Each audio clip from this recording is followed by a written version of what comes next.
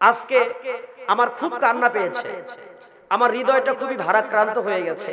গত রাত যখন বাজে 12টা, আমি সম্ভবত তখন ফেসবুকটা ওপেন করলাম, আমি দেখলাম, যখন দেখতে পেলাম 23 জনের মতো আমাদের মুসলমান ভাইদেরকে গুলিবিদ্ধ করে মারা হয়েছে। দেখতে পেয়েছি চোখের মধ্যে গুলি করেছে, একটা চোখ অন্ধ হয়ে গেছে, আর একটা চোখে রুমাল এইভাবে ধরে আছে, গোটা শরীর রক্তাক্ত, দেখে মনে হচ্ছে মসজিদের মুয়াজ্জিন। গেরুয়া হিন্দু বাহিনী মসজিদের মিনারে চড়ে মসজিদের সেই আজান দেওয়ার আজানের সেই ধ্বনি বন্ধ করে দেওয়ার জন্য মাইককে খুলে খুলে হাপড় দিয়ে, শাবল দিয়ে, কুড়াল দিয়ে যেভাবে পাচ্ছে মিনারগুলোকে তছনছ করে দিচ্ছে। ওরা যেন মিনার তছনছ করে নাই, ওরা বাবরি মসজিদ ভাঙে নাই, ওরা দিল্লির মসজিদ ভাঙে নাই, তামাম পৃথিবীর তাওহীদি জনতার অন্তরের মধ্যে শাবল ঢুকিয়ে দিয়েছে, বলেন ঠিক কিনা? আর পাশাপাশি তামাম পৃথিবীর মুসলমানদের অন্তরে শুধু শাবল ঢোকা নাই, ওই মুসলমানদের ঘর বাড়ি শুধু জ্বালিয়ে পুড়িয়ে ছারখার করে দেয় নাই। ও নরেন্দ্র মোদী, তুমি শুনে রাখো, তুমি দিল্লির ঘরে ঘরে মুসলমানদেরকে আগুন দিয়ে পোড়াও নাই, যে আগুন তুমি জ্বালিয়েছো ওই আগুনের চিতার আগুনে তোমার সমস্ত মস্তক তছনছ হয়ে যাবে। কথা বলেন ঠিক কিনা? আমি শুধু কোরআন থেকে কথা বলতে আসছি, রাজনীতি করতে আসছি? আমি রাজনীতির কথা বলতে আসি নাই, বলার চেষ্টা করব না, তবে আমি হক কথা বলবো, এটা আগে থেকে জানেন। আমি কাউকে ইন্ডিকেট করে কথা বলবো না। আমি হয়তো বলবো আবু বকরের কথা, পাশাপাশি আবু বকর একজন শত্রু ছিল, তার নাম আবু জেহেল, তার কথা আসতে পারে না? আসতে পারে। আমি বলবো নরেন্দ্র মোদীর কথা। নরেন্দ্র মোদী আজকে রক্ত খেত মুসলমানদের কে দিনে দুপুরে গুলি করে মুসলমানদের মসজিদ ঘর, আমাদের ইবাদত খানার মাইক গুলো ভেঙে দিচ্ছে, সেই মাইক গুলো ভেঙে দিয়ে তারা মসজিদ ঘরে আগুন ধরিয়ে দিচ্ছে। ওরা মসজিদ ঘরে আগুন লাগায় নাই, তামাম পৃথিবীতে প্রায় 150 কোটি মুসলমানদের কলিজায় আগুন ধরিয়ে দিয়েছে। কথা বলেন ঠিক কিনা? আর সেই নরেন্দ্র মোদী এই বাংলাদেশের জমিনে যদি 1000 বছরের শ্রেষ্ঠ বাঙালির 100 বছর পূর্তি উপলক্ষে প্রধান মেহমান, প্রধান বক্তা হয়ে আসে, আমি একজন ইমানদার হয়ে বরদাস্ত করতে পারি না। কথা বলেন ঠিক কিনা?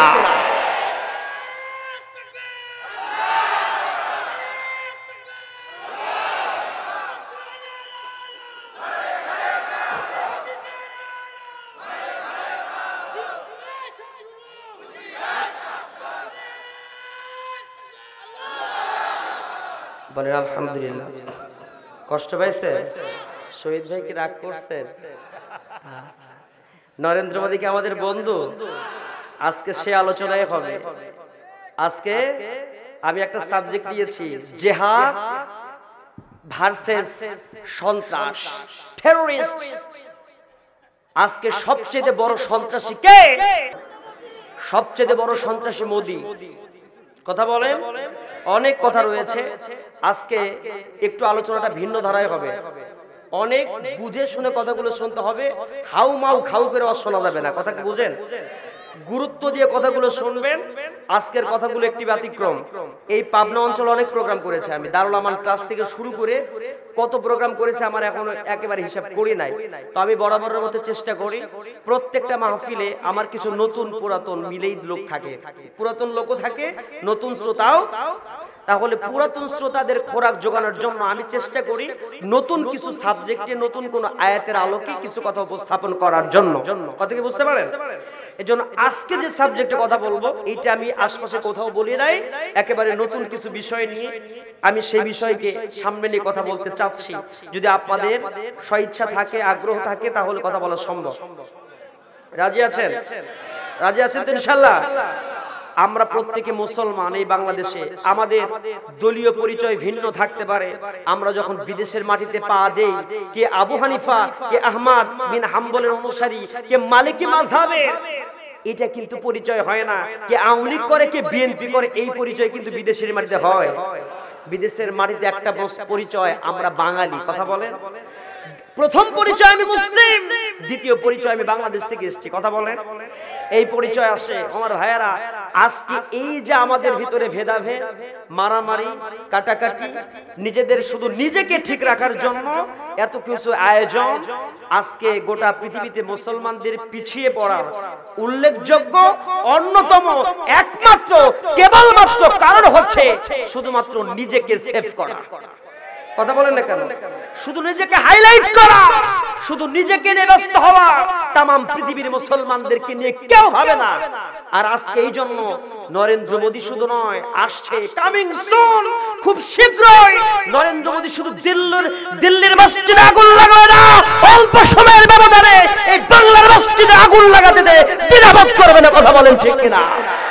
এখনো সুযোগ আছে, সোচ্চার হন, সচেতন হন, কনসাস হন, না হলে সেই দিন আর বেশি দূরে নয়।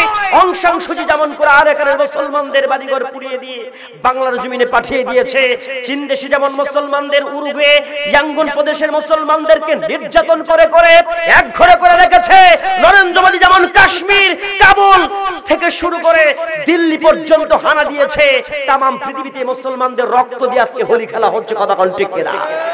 সচেতন না হলে, যদি নিজেদের রাজনৈতিক দলকে সবাই যার যার মতো করে ভাবে, আল্লাহি তাল্লাহি বিল্লাহি রাজনীতির জায়গায় শেষ হয়ে যাবে। আপনি মুসলমান, আপনি এই পরিচয় দেওয়ার কারণে নরেন্দ্র মোদীও আপনারে ছাড়বে না। কথা বলেন ঠিক কিনা? ওরা শুধু আমাদেরকে ব্যবহার করে, ওরা কোনোদিন আমারে ভালোবাসে নাই। তার যা বাস্তব প্রমাণ দেখাই আমি সেইটা। আমি চলে গিয়েছিলাম ইন্ডিয়াতে, আসামে মাহফিল ছিল আমার গত মাসে, চলতি মাসের শুরুর দিকে মাহফিল করতে গেলাম। মাহফিল করতে যাওয়ার পরে বর্ডারের ঠিক নিকটে মাহফিল আমার হয়েছে, এজন্য সেখান থেকে গোয়েন্দা দুইটা লোক আসছে। 45 মিনিট ধরে আমাকে সার্চ করছে। আমার যে আইডিটা, ভোটার ইটা ছিল, পাসপোর্ট ছিল, পাসপোর্টের প্রত্যেক লাইন আর রেজাউল, REZAULKARIM RAISUDDIN রইসুদ্দিন আমার আব্বার নাম সহ আমার নাম সহ আইডি কার্ড টোটাল একটা অক্ষর যদি এদিক সেদিক পাইতো আমাকে অ্যারেস্ট করে হ্যান্ডকাপ পরায় সেদিনকে সাইজ করতো। এ ছিল ওদের চক্রান্ত। কারণ আপনারা জানেন এনআইসি নিয়ে একটা ভারতে গন্ডগোল হচ্ছে, সেটা আসামে একটা মারাত্মক একটা রূপ ধারণ করেছে। আমি সেই মাহফিল করতে গিয়ে আমাকে বলছে কি জানেন, শহীদ ভাই রাগ হইল না, কথাটা কি একটু কষ্ট কি বলছে জানেন? বলছে যে যতদিন বলে আপনারা তো আমাদের মেহমান, আপনারা আমাদের ভালোবাসি, যতদিন জননেত্রী শেখ হাসিনা থাকবে ততদিন আমাদের ভালোবাসা আপনাদের উপরে থাকবে। হাসিনাও নাই, ভালোবাসাও নাই। আমাকে গোয়েন্দা বিভাগের সে এসআই কথা, মানে সে একজন উচ্চ পদস্থ কর্মকর্তা কথাটা বলল। আমি বললাম হ্যাঁ, ভালোবাসা তো থাকবেই, আমরা আপনাদের বিনামূল্যে ইলিশ দেই আর আপনারা আমাদের পেঁয়াজ বন্ধ করে দেন। কথা কয় না কেন? আছে তো এরকম, এটা তো ওপেন সিক্রেট। কথা কয় না কেন? আমরা পত্রিকাতে পড়ে নাই তো। এইরকম যদি হয়, আমরা আমাদের দেশের জন্য ভাববো, আমরা অন্য দেশের স্বার্থের জন্য চিন্তা করব না। আমাদের এই বাংলাদেশে আওয়ামী লীগের ভাইয়েরা যেমন এই দেশে বসবাস করে, বিএনপির ভাইয়েরাও এই দেশে বসবাস করে, প্রত্যেক ভাই এই দেশের নাগরিক। আমাদের নাগরিক অধিকার থেকে যেটা কথা, বাংলাদেশের জমিনের প্রত্যেকটা 16 কোটি নয় 18 কোটি মানুষের জন্য কাজ করবে আমাদের জননেত্রী শেখ হাসিনা। কথা বলেন ঠিক কিনা? সমস্ত মানুষের অধিকারকে খর্ব করে কোন দেশের কোন প্রাইম মিনিস্টারই অন্য দেশের স্বার্থ সিদ্ধির জন্য কাজ করতে কেউ পারে? কেউ করতে পারে? করা যাবে না। এই বিষয়গুলো অবশ্যই খতিয়ে দেখা দরকার। তারা আমাদেরকে কতটা গিফট করছে আর আমরা তাদেরকে কতটা গিফট করছি, এটা দেখার দরকার আছে না নাই? আজকে মুসলমানদের কাফের বেঈমানরা শত্রু হইছে কি জন্য? কথা কয় না কেন? মুসলমানদের শত্রু, কাফেরদের শত্রু, প্রথম শত্রুটার নাম কি? জোরে বলেন। আল কোরআন। আল কোরআনের যদি কেউ শত্রু হয়, মূলত সে শত্রু কার? এই কোরআন কার কথা? আল্লাহর কথা। আসলে কাফের বেঈমান ইসলাম বিদ্বেষী যারা, তারা মূলত কোনো মানুষের শত্রু নয়, কোনো কিতাবের নয়, সরাসরি আল্লাহরই শত্রু। কথা কয় না কেন? এজন্য আমি কথা বলে থাকি যে আবু জেহেল রাসূলের শত্রু ছিল না। আর কথাগুলো ভালো করে বুঝতে হবে। আবু জেহেল কি রাসূলের শত্রু ছিল? না, 39 বছর পর্যন্ত ছিল না। 40 বছরে পদার্পণ করলো, করার পরে যখন ওহী নাজিল হয়েছে তখন শত্রু হয়েছে। ওহীর আগ পর্যন্ত রাসূলের শত্রু মক্কাতে কেউ ছিল? তাহলে আমরা কি বুঝলাম? মূলত আবু জেহেল, উতবা, সাইবা রাসূলের শত্রু নয়, আল্লাহর আইনের দ্বীনের শত্রু। কথা বলেন ঠিক কিনা? ঠিক আজকে নরেন্দ্র মোদী বলেন, অং সান সূচি বলেন, তামাম পৃথিবীর ইহুদি নাসারা, এরা আসলে কোন মুসলমানদের শত্রু নয়, এরা আল্লাহর দুশমন, এরা কোরআনের দুশমন, এরা ইসলামের দুশমন। কথা বলেন ঠিক কিনা? আমার ভাইয়েরা, এইজন্য আসুন আজকে আমাদেরকে গোটা পৃথিবীর মুসলমানদেরকে কি বলে? যে মুসলমানরা হচ্ছে সন্ত্রাসী, মুসলমানরা জিহাদের জন্য উদ্বুদ্ধ করে মানুষদেরকে, বলে না?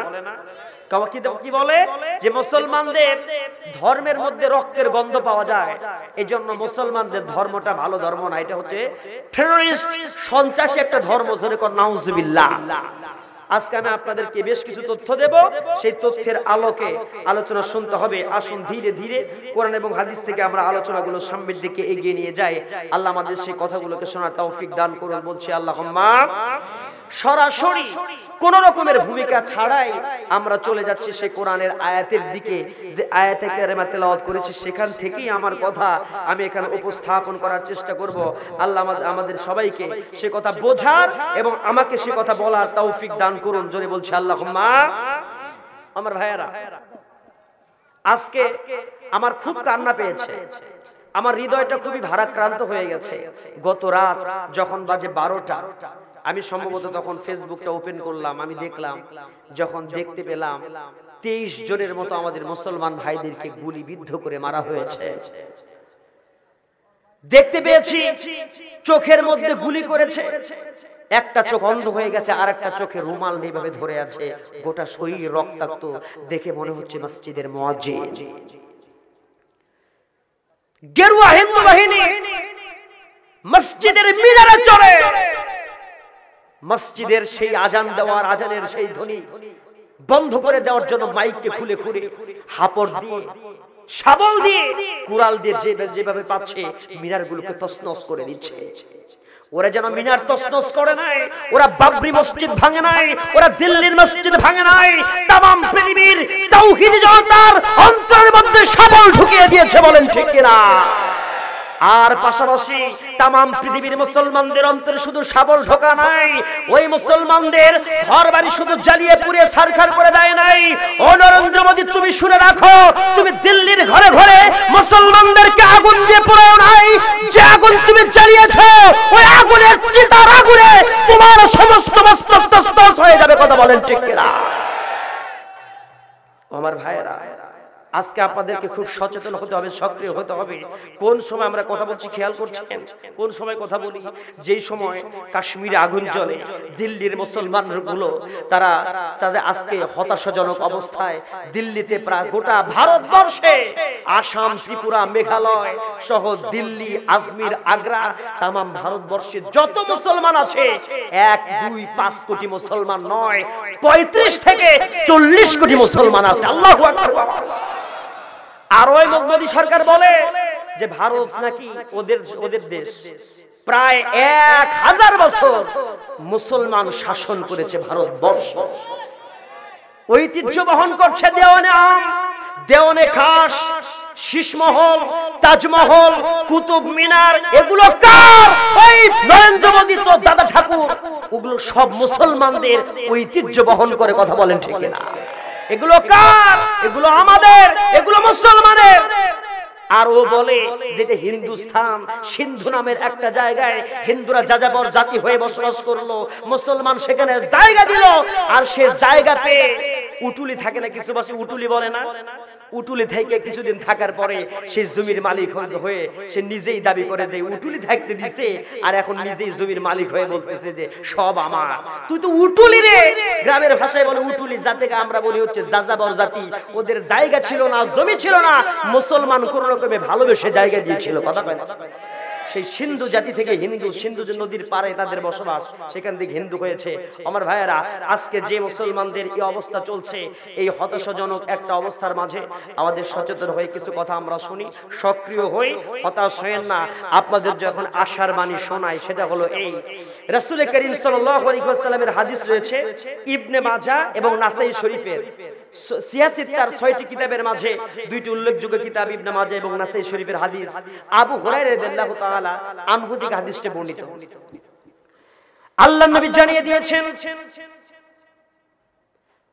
দুই শ্রেণীর মানুষগুলো সফলতা পাবে, আখিরাতের জমিনে তারা সফল হবে।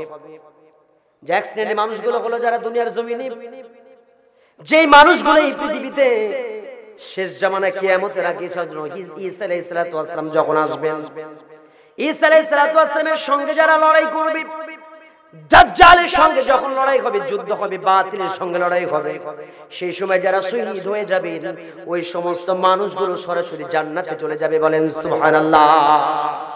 তারাও সাকসেসফুল লাইফ পাবে।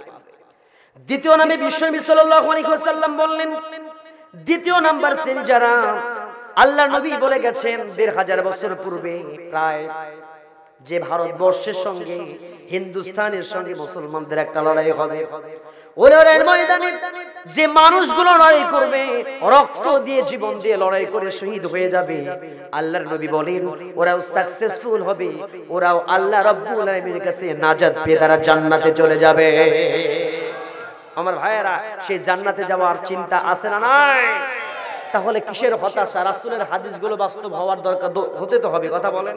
তো নরেন্দ্র মোদী যদি মুসলমানদের উপরে আগুন নাই জ্বালায়, মুসলমানদের বাড়িঘর মসজিদগুলো নাই পুড়িয়ে দেয়, অং সান সূচি আরাকানের জমিনে যদি আগুন না ধরিয়ে দেয়, চীনের ইয়াঙ্গুন প্রদেশের মুসলমানদের অন্তরে যদি কষ্ট না দেয়, তাহলে কেমনে করে আসলে সে হাদিস বাস্তবায়ন হয়? কথা কয় না, কথা বলেন। তাহলে এই জন্য হাদিস বাস্তবায়ন হবে, মুসলমানদের হতাশ হওয়া যাবে না। ওয়ালা তাহিনু ওয়ালা তাহজানু ওয়া আনতুমুল আ'লাউনা ইন কুনতুম মুমিনিন। মুসলমান তো উভয় অবস্থাতেই সফল, যদি মুসলমানরা মৃত্যুবরণ করে তবুও সফল, যদি বেঁচে থাকে তবুও সফল। কথা বলেন ঠিক কিনা? এজন্য আমার ভাইয়েরা, রাসূল করিম সাল্লাল্লাহু আলাইহি ওয়াসাল্লামের হাদিস থেকে আমরা ধীরে ধীরে আলোচনার ভিতরে চলে যাই। এজন্য হতাশ হয়েন না, নিরাশ হয়েন না। আমাদের এই রক্ত দিয়ে আমরা আমাদের ইসলামটাকে বিজয় করব। জোরে বলে ইনশাআল্লাহ। আসুন আমরা সরাসরি সে আয়াতে কারিমা থেকে ধীরে ধীরে তাফসীর ভিত্তিক কিছু কথা বলার চেষ্টা করছি। আল্লাহ আমাদের সে কথা বলার জন্য তৌফিক দান করুন এবং শোনার জন্য জোরে বলছি আল্লাহুম্মা আমিন। সবাই একটু সুন্দর করে বলেন, শয়তানের কুমন্ত্রণা থেকে, ওয়াসওয়াসা থেকে পানাহ চেয়ে আমরা একযোগে বলছি, বলেন আউযু বিল্লাহি মিনাশ শাইতানির রাজীম। বিসমিল্লাহির রাহমানির রহিম। আইয়ুহাল্লাযীনা আমানু হাল আদুল্লুকুম আলা তিজারাতিন তুজিকুম মিন আযাবিন আলীম। তু'মিনুনা বিল্লাহি ওয়া রাসূলিহি ওয়া তুজাহিদুনা ফি সাবিলিল্লাহি বিআমওয়ালিকুম ওয়া আনফুসিকুম যালিকুম খায়রুল লাকুম ইন কুনতুম তা'লামুন। আল্লাহ রাব্বুল আলামিন জানিয়ে দিলেন, ইয়া আইয়ুহাল্লাযীনা আমানু, হে যারা ঈমান এনেছো, ঈমানদার যারা, তাদেরকে আল্লাহ জানিয়ে দিচ্ছেন, ঈমান এনেছো যারা, হাল আদুল্লুকুম আলা তিজারাতিন, আমি কি তোমাদেরকে এমন একটা ব্যবসার কথা বলে দেব, এমন একটা ব্যবসার সন্ধান দিয়ে দেব, তুজিকুম মিন আযাবিন আলীম, যেই ব্যবসাটা করলে পরে তোমাদের জন্য এমন সফলতা রয়ে গেছে, জাহান্নামের যন্ত্রণাদায়ক শাস্তি থেকে তোমরা মুক্তি পেতে পারো। বলেন সুবহানাল্লাহ। আয়াতটা সবার কমন আয়াত, আয়াতটা অনেকেরই জানা, আয়াতের তাফসীর অনেকেরই জানা, অনেকেরই অনেক কিছু আগে থেকে জানা আছে। শুধু অনুপ্রাণিত করার জন্য আজকে সেই সাবজেক্ট ভিত্তিক আপনাদের কিছু কথা বলার জন্য বলছি। ধৈর্যদের, মনোযোগদের শোনেন, জানলে পরে, শুনলে পরে আবার যদি সেইটা রিনিউ হয় নতুন করে, আবার যদি আমরা শুনি, তাহলে কি কষ্ট আছে? সব আছে না নয়? মুসলমানদের বারবার করে কোরআন পড়তে হবে, বারবার করে তাফসীর শুনতে হবে, বারবার করে এই জিহাদের আয়াতগুলো পড়ার দরকার আছে, শুনতে হবে। কেন হয়, কেন শুনতে হবে? কারণ কি জানেন? কারণ মুসলমানরা সেই হারানো ঐতিহ্য হারিয়ে ফেলেছে, তাদের নিজস্ব পরিচয় পরিচিতি, নিজস্ব স্বকীয়তা, নিজস্ব বৈশিষ্ট্য হারিয়ে ফেলেছে। এক সিংহ হরিণ শিকার করা বাদ দিচ্ছে। ও যে সিংহ, ও যে স্বভাবগতভাবে হরিণ শিকার করে খাবে, এটা সিংহের জন্য স্বভাব হয়। কিন্তু সিংহ হরিণ শিকার করে খাইতে খাইতে বনে আর হরিণ নাই, পায় কি আসলে ইঁদুর আর চিকা। চিকা চেনেন তো? চামচিকার ইঁদুর শিকার করে খায়। খাইতে খাইতে ও হরিণ আর দেখতে পায় না। হঠাৎ করে একদিন হরিণ আসছে। এখন বলেন তো, ওই যে অনেক দিন থেকে চামচিকার ইঁদুর শিকার করে খাইতেছে, হঠাৎ করে হরিণ দেখলে পরে ভয় লাগবে কিনা? কথা বলে। ও তখন হতাশ হয়ে যাচ্ছে যে এটা আবার বড় প্রাণী, এটার সাথে আবার কেমনে লড়াই করব। আজকে মুসলমানদের অবস্থা হয়েছে এমন, মুসলমান তো এমন সাধারণ জাতি নয়। সাদ বিন আবি ওয়াক্কাস রাদিয়াল্লাহু তাআলা আনহুর ইতিহাস কে না জানে? উত্তাল তরঙ্গ, ৬০,০০০ সেনাবাহিনী সৈন্যবাহিনী নিয়ে যখন সমুদ্রের পাড়ে দাঁড়িয়ে সাদ বিন আবি ওয়াক্কাস রাদিয়াল্লাহু তাআলা বললেন, ও সেনাবাহিনী, ও মুসলিম বাহিনী, তোমাদেরকে বলতে চাই, তোমরা কি ইসলামটাকে এই আফ্রিকার জঙ্গলের ওপারে নিতে চাও নাকি সমুদ্রের দরিয়ার এপারে রাখতে চাও? সমস্ত সাহাবা کرام বললেন, না, ইসলামকে সমুদ্র পাড়িয়ে দিয়ে, তরঙ্গ পাড়িয়ে দিয়ে আমরা ইসলামটাকে ওই আফ্রিকার জঙ্গলের আফ্রিকার ওপারে নিতে চাই। আল্লাহু আকবার বলে।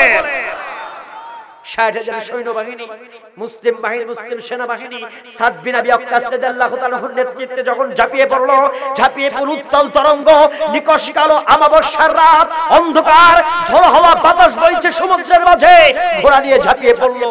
সব ৬০,০০০ সৈন্য ওই পারে পারে জমিয়ে দিয়েছে। একটা ঘোড়া, একজন সাহাবী সমুদ্রে হারিয়ে যায় না। সুবহানাল্লাহ বলবেন না? সেই সে মুসলিম জাতি যাদের সাহায্য এসেছে কোত্থেকে? ওয়াকানা হাক্কান আলাইনা নাসরুল মুমিনিন। আল্লাহ রাব্বুল আলামিন আমাদেরকে সাহায্য করবেন। সাহায্য করা আল্লাহর জন্য ওয়াজিব হয়ে যাবে কখন? যখন আপনি নামাজ বাদ দিবেন, রোজা বাদ দিয়ে কাফের বেঈমানদের মতো হয়েছেন, তখন না, তখনই সাহায্য আসবে যখন আপনি প্রকৃত মুমিন হবেন। জোরে বলেন ঠিক কিনা? আর এই প্রকৃত মুমিন হতে গেলে এরকম নরেন্দ্র মোদীর দরকার আছে। কথা কয় নাকি? নরেন্দ্র মোদীর দরকার আছে। এখন নরেন্দ্র মোদীকে ধন্যবাদ দেওয়া দরকার। তোর মতো নরেন্দ্র মোদী যদি না থাকে, ওয়াং সাং সুচি না হয়, ওই ডোনাল্ড ট্রাম্প না আসে, মুসলমান তো সাইজ হবে। কথা কয় নাকি? আর দরকার আছে না নাই? মুসলমান সাইজ হওয়ার জন্য দরকার আছে। যেমন বাংলাদেশে কয় না, আমরা আলোচনার সময় বলি, মাঝে মাঝে দরকার ফখরুদ্দিন। কথা কয় নাকি? মাঝে মাঝে দরকার ফখরুদ্দিন সরকার। কারণ ফখরুদ্দিন আইলে পরে যে মেয়ে রাস্তাঘাটে এলে বলে ঘোরাফেরা করে, তাকে আলকাতরা ধরায় দেয়, তখন সাইজ হয়ে যায়। কথা কয় না কেন? এখন তো আর এরকম পরিবেশ নাই। জোরে বলেন ঠিক কিনা? এজন্য আমার ভাইয়েরা আসুন তো, আজকে যে আয়াতে কারিমা আমি কথা বলছি একটু মনোযোগ দিয়ে শুনবেন, তাহলে মুসলমানদের বিজয় দেবেন আল্লাহ বলছেন। ইমানদার যারা, তাদেরকে আমরা বিজয় দান করব। আমি আল্লাহ বিজয় দেব, কিন্তু শর্ত হচ্ছে কি কি? শর্তগুলো একটু উপস্থাপন করছি, একটু খেয়াল করেন। আল্লাহ রাব্বুল আলামিন জানিয়ে দিলেন, এক নাম্বার কারণ হচ্ছে, এক নাম্বার শর্ত হলো তুমিনুনা বিল্লাহি ওয়া রাসূলিহি ওয়া তুজাহিদুনা ফি সাবিলিল্লাহ। তুমিনুনা বিল্লাহ, আল্লাহর প্রতি ঈমান আনতে হবে এবং রাসূলের প্রতি ঈমান আনতে হবে, বিশ্বাস স্থাপন করতে হবে। এরপর আল্লাহ বলছেন ওয়া তুজাহিদুনা, জিহাদ পরিচালনা করতে হবে আল্লাহর রাস্তায়, বিআমওয়ালিকুম, মাল দ্বারা, ওয়া আনফুসিকুম, জান দ্বারা, যালিকুম খায়রুল লাকুম, আর এটাই তোমাদের জন্য কল্যাণকর, ইন কুনতুম তা'লামুন, যদি তোমরা অনুধাবন করতে পারো। বলেন সুবহানাল্লাহ। সরল বাংলা অনুবাদটা আমরা জেনে নিলাম। এখন আসেন আমরা জেনে নেই জিহাদ। জিহাদকে নিয়ে আজকে কেন এত রকম কথা বলা যায়? আজকে টক শোতে এই যে যারা মৌলবাদীর কথা, মৌলবাদীদের ধোয়া তুলে, আজকে দেখবেন যে টেলিভিশনে আজকে তাদের শাহরিয়ার কবির আর সুলতানা কামালের আর কোনো টক শো নাই। আছে? কথা কয় না কেন? নরেন্দ্র মোদী যে আগুন লাগিয়েছে, এটা নিয়ে কি আর কোনো টক শো আছে? এটা না দেখবেন কারো কোনো টক শো চলবে না। যত টক শো হুজুররা কিছু করুক, তখন শুরু হয়ে গেছে। কথা কয় না? আছে না নাই? আছে। আমার ভাইয়েরা, আলোচনাটা খুব গভীর, শক্ত হয়ে যাচ্ছে না? আসলে আমাদের বাংলাদেশের সিচুয়েশনটা কেমন জানেন? ভেজালের সমারোহে ভালো মানের নিশ্চয়তা, মানে ভেজাল এই পরিমাণ বাড়ছে, যদি কোরআন হাদিসের সেফ অস করা যায় কেউ শুনবে না, ওটা কিন্তু আমি ভালো করে জানি। দেখেন আমি জানি কিন্তু সবই বুঝি। দেখেন শুধু কোরআন হাদিস তাফসীর শুরু করছি, ওর উসপিস শুরু হয়েছে, হুজুর এটা কি কয়, হুজুর কেন তারা না রে বন্ধুরে কলা খাইছেন দূরে তারা না না, এগুলো কয় না, কথা কয় না। আমি কি বুঝি না, আমি ওই অজত পারি, এগুলো কেন ভাই? আজকে বাংলাদেশের মধ্যে এরকম উল্টা পাল্টা ওয়াজ শোনার কারণে আমাদের ঈমানও নষ্ট হয়েছে, উপকারের চাইতে ক্ষতি বেশি হয়েছে, জানেন? কিন্তু কি করব, আমরা বক্তারা বাধ্য হচ্ছে এই কারণে। আমি কি ওগুলো পারবো না? আমি তো ওগুলোও পারবো, তাফসীরও করতে পারবো, ওগুলোও পারবো। লোক ধরে রাখার যে বিষয় সেটা কিন্তু আমার জানা আছে, কিন্তু আমি চাইছিলাম যে না, আজকে একটু সহি কিছু ওয়াজ করবো, তাফসীর করবো। আলেম ওলামার দেশ এই পাবনা অঞ্চলের, কথা কয় না কেন? আলেম ওলামার এই এলাকাটা সবচেয়ে বেশি আলেম বেশি এবং হকপন্থী আলেম বেশি। পাবনা, সাতক্ষীরা, এদিকে কক্সবাজার, চট্টগ্রাম, নোয়াখালী, ফরিদপুর, চাঁদপুর, এই যে অঞ্চলগুলো এলাকাতে, তারপরে ব্রাহ্মণবাড়ি, আলেম বেশি না? আলেম বেশি। তা আপনারা তো সেই কথাগুলো শোনেন এবং ইসলামী আন্দোলনের সক্রিয় কর্মী বেশি। এই আয়াতের তাফসীর সব মুখস্থ সবার, কথা কয় না কেন? আছে না না? তো এখন কি করবো, সাবজেক্ট বাদ দেওয়া, অন্য কিছু চড়ুই পাখির কাহিনী ধরবো নাকি? কতক্ষণ ধরবো নাকি?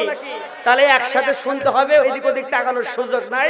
না হলে যেটা বললে আপনারা খুশি হবেন, ওই যে বক্তার মতো আছে ওরা পরে হাই হিল মেয়েরা খালি করে খিল খিল, ওই রকম আওয়াজ কিন্তু আমিও পারবো। আমি ওটা শুরু করবো নাকি? আর শুরু করবো? তাহলে চুপ করে শোনা লাগবে। এখন ওঠে কারা, এরপরে আমি দেখি আগে ওঠে কে। ওয়া ইযা কুরিয়াল কুরআন ফাসতামিউ লাহু ওয়া আনসিতু লাআল্লাকুম তুরহামুন। চুপ করে বসে থেকে কোরআন তেলাওয়াত হবে, চুপ থেকে বসে থেকে মনোযোগ দিয়ে কোরআন শুনতে হবে। লাআল্লাকুম, আশা করা যায় আল্লাহর পক্ষ থেকে রহমত, কথা কয় না কেন, বর্ষিত হবে, তাই না? গেলে একটু কষ্ট করেন, একটু স্বাভাবিকভাবে এগিয়ে যাই, তারপরে একটু হাদিস কোরআনের আলোকে কিছু কাহিনী তো আছে বলবো। শুরুতেই যদি ওইভাবে শুনতে চান তো আমি শুরু করব কেমনে? পেয়ে যাচ্ছে, রাত কি বেশি হয়েছে? কষ্ট পাচ্ছেন? শোনা যাবে তো? আচ্ছা, আমরা আসেন সামনের দিকে এগিয়ে যাই। আজকে একটু অন্যভাবে শুরু করছি, বললাম না ধারাবাহিকতার মধ্য দিয়ে, ওই যে শুরুতেই একটু অন্যভাবে হয়ে গেছে। আসুন আমরা এগিয়ে যাই। তো জিহাদ শব্দের এই আলোচনাটা রেকর্ড হচ্ছে, এই আলোচনাটি ইউটিউবে যাবে, আপনারা যেমন শুনবেন গোটা পৃথিবীর 150 কোটি মুসলমানদের কাছে ওইটা পৌঁছে যাবে। সুবহানাল্লাহ। তাহলে সেজন্য গঠনমূলক কনস্ট্রাকটিভ একটা আলোচনা উপস্থাপন করছি, একটু চুপ থেকে মনোযোগ দিয়ে শুনতে হবে। এর আগে আমার আলোচনা শুনছেন, আমাকে চেনে না এই জায়গায় খুব কম লোকে আছে, কথা কয় না কেন? দেখি এর আগে কারা কারা আমার আলোচনা শুনছেন, হাত তোলেন। সবাই হাত নামান। তা আমি কি রেজাউল করিম ফারুকী কি, কাকে বলে, কত প্রকার কি কি উদাহরণ সব বিস্তারিত বর্ণনা সবার জানা তো আছে, কথা কয় না কেন? তো জানেনই তো, তাহলে আবার কি? তাহলে শোনেন, যেভাবে অস্কর আজকে তাই শোনেন। দেখেন না কত রকমের সামনের দিকে আগে। আচ্ছা, জিহাদ, তাই না? জিহাদ শব্দটি এসেছে কিভাবে? এখন আসেন আমরা, জিহাদ শব্দটা অর্থ হচ্ছে কি? প্রচেষ্টা। জিহাদ শব্দটি আরবি শব্দ, যার অর্থ কঠোর পরিশ্রম, সর্বশক্তি নিয়োগ করা, প্রচেষ্টা করা, চূড়ান্ত চেষ্টা করা, সাধনা করা, সংগ্রাম করা, আন্দোলন করা। যেরকম মারহাবা। এর পারিভাষিক সংজ্ঞাটা আমাদের জানা দরকার। পারিভাষিক সংজ্ঞা হচ্ছে দ্বীন ইসলামটাকে প্রতিষ্ঠিত করার জন্য এর বিরোধী শক্তি যখন আক্রমণ চালাবে, সেই আক্রমণকে প্রতিহত করার জন্য সর্বাত্মক প্রচেষ্টা চালানো, এইটার নামই হচ্ছে জিহাদ। ঠিক আছে? কথা বলেন ঠিক কিনা? হার যুদ্ধ, যুদ্ধ আর জিহাদ ফার ডিসটেন্স, দুইটা ভিন্ন। এক যুদ্ধ এবং জিহাদের মধ্যে পার্থক্য আছে আমার ভাইয়েরা। তাহলে জিহাদ এমন একটা জিনিস, প্রচেষ্টা করা। লেখাপড়া করে স্টুডেন্ট, লেখাপড়া করে সে ভালো রেজাল্ট করতে চায়, তাকেও কিন্তু পড়তে হয় গভীর রাত্রিতে জেগে জেগে, তার শারীরিক মানসিক সবকিছু দিয়ে চেষ্টা করে জিহাদ করে পড়ার টেবিলে যেতে ধইরে বসে থেকে মাথার মধ্যে সেই কথাগুলো ঢুকায়া তারপরে খাতায় লিখে পাস করতে হয়, কথা কয় না কেন? এটা স্টুডেন্টের জন্য জিহাদ কিনা? এটা অনেক মারাত্মক রকমের একটা জিহাদ। ঠিক জিহাদের সঙ্গে আপনারা জানেন। আসুন, সেই জিহাদ চূড়ান্ত ফয়সালা, দ্বীন ইসলামটার জন্য চূড়ান্ত যে একটা ফয়সালা আসে, প্রাণান্তকর প্রচেষ্টা চালিয়ে দ্বীনকে প্রতিষ্ঠা করার জন্য যখন বাতিল শক্তির সাথে সশস্ত্র সংগ্রাম হয়, তখন সেইটা জিহাদের চূড়ান্ত রূপ, কথা কয় না কেন? জোরে বলেন ঠিক কিনা? এটা জিহাদের চূড়ান্ত রূপ। আসুন সেই জিহাদের কথাগুলো আমরা জানবো। আল্লাহ আমাদেরকে জান এবং মাল কিনে নিয়েছেন, কে বলেছেন? কথা বলেন। আল্লাহ রাব্বুল আলামিন জানিয়ে দিলেন, ইন্নাল্লাহা আশতারা মিনাল মুমিনিনা আনফুসাহুম ওয়া আমওয়ালাহুম বিআন্না লাহুমুল জান্নাহ يقاتلون في سبيل الله فيقتلون ويقتلون وعدا عليه حقا في التوراة والإنجيل والقرآن ومن أوفى بعهده من الله فاستبشروا ببيعكم الذي بايعتم به وذلك هو الفوز العظيم আল্লাহ রাব্বুল আলামিন জানিয়ে দিলেন ইন্নাল্লাহা আশতারা মিনাল মুমিনিনা আল্লাহ রাব্বুল আলামিন মুমিনদের জান এবং মালকে ক্রয় করে নিয়েছেন জান্নাতের বিনিময়ে ক্রয় করে নিয়েছেন। আর এই কারণে যেই ব্যক্তিগুলো জান দিয়ে জীবন দিয়ে যুদ্ধ করে জিহাদ পরিচালনা করে দিনের পথে, আর যারা নিজেরা জিহাদ পরিচালনা করে কাফের বেঈমানদেরকে মারে এবং মরে, এই দুইটা কাজ যারা করবে আল্লাহ রাব্বুল আলামিন তাদের জন্য রেখে দিয়েছেন চূড়ান্ত ফয়সালা। বলেন সুবহানাল্লাহ। আল্লাহ রাব্বুল আলামিন সে মানুষদের সম্পর্কে বলছেন তাওরাত এবং জাবুর ইনজিলের মাঝে এই সম্পর্কে আল্লাহ সুন্দর করে দৃঢ় প্রতিশ্রুতির কথা বলেছেন। আল্লাহ রাব্বুল আলামিন হচ্ছেন সবচেয়ে প্রতিশ্রুতি রক্ষা করার জন্য সর্বশ্রেষ্ঠ। আল্লাহর চাইতেই বেশি প্রতিশ্রুতি রক্ষা আর কে করতে পারে? কথা কোন ঠিক কিনা? আমরা আজানের সময় শুনি না যে লা তুখলিফুল মিআদ, আল্লাহ কখনো প্রতিশ্রুতির ব্যতিক্রম করেন? এই কথা বলেন না, কোন প্রতিশ্রুতির ব্যতিক্রম করেন? আল্লাহ কখনো প্রতিশ্রুতির ব্যতিক্রম করেন না। আল্লাহ ওয়াদা করেছেন, প্রতিশ্রুতি দিয়েছেন যে যারা এই দুনিয়াতে ইসলামের জন্য রক্ত ঝরাবে, জান প্রাণ খেটে জিহাদ করবে দিন প্রতিষ্ঠার জন্য, আল্লাহ বলেন তাদের জন্য আমি জান্নাত দিয়ে দেব। এটা আল্লাহর ওয়াদা, ওয়া কানা হাক্কান। আল্লাহ রাব্বুল আলামিন সুন্দর করে এখানে বলছেন ওয়াদান আলাইহি হাক্কান, আল্লাহর ওয়াদাটা সত্য। কথা বলেন ঠিক কিনা? সেই ওয়াদা দিয়েছেন। আর এই কারণে আমরা যা সওদা করে নেব, এই যে তোমরা যে সওদা করেছো সেই সওদার জন্য আনন্দিত হও এবং উহাই তোমাদের জন্য মহা সাফল্য। জোরে বলেন সুবহানাল্লাহ। তাহলে আমরা জীবন দিয়ে, রক্ত দিয়ে আর এই জানমাল দিয়ে সওদা করে নিছি কি? আল্লাহর জান্নাত। কথা কয় না কেন? কি যে সওদা করেছি? জান্নাত সওদা করেছি। সেই জান্নাত পেতে গেলে এগুলো আমরা বিসর্জন দিয়ে দেব। এজন্য কি রাজি আছেন? রাজি আছেন না নাই? সবাই রাজি আছেন তো ইনশাআল্লাহ? জোরে কোন আলহামদুলিল্লাহ। আমার ভাইয়ার, এই জন্য অল্প সময়ের ব্যবধানে, জানি না সেই সময়টা কতদিন হতে পারে, 5 বছর হোক, 10 বছর হোক, আর 50 বছর হোক, পাকিস্তানের 20 কোটি মুসলমান, বাংলাদেশের 16 কোটি তাওহীদি জনতা, আফগানিস্তানের 10 কোটি মুসলমান সহ তাম পৃথিবীর 150 কোটি মুসলমান অবশ্যই সেই সময় সক্রিয় হয়ে যাবে যদি গাজওয়াতুল হিন্দ হয়। পাশাপাশি যে দেশগুলো আছে আফগান, বাংলাদেশ, পাকিস্তান এবং ভারতের মুসলমান সহ, সেই দিন যদি হিন্দুস্তানের বিরুদ্ধে জিহাদ পরিচালনা করে নরেন্দ্র মোদীর মতো নেড়ে ঠাকুরদের কল্লা কেটে আল্লাহর জমিনে দাফন করতে হয়, নিজেদের যদি মরতে হয়, কে কে রাজি আছে? দোকানে হাত আল্লাহকে দেখায় দেয়।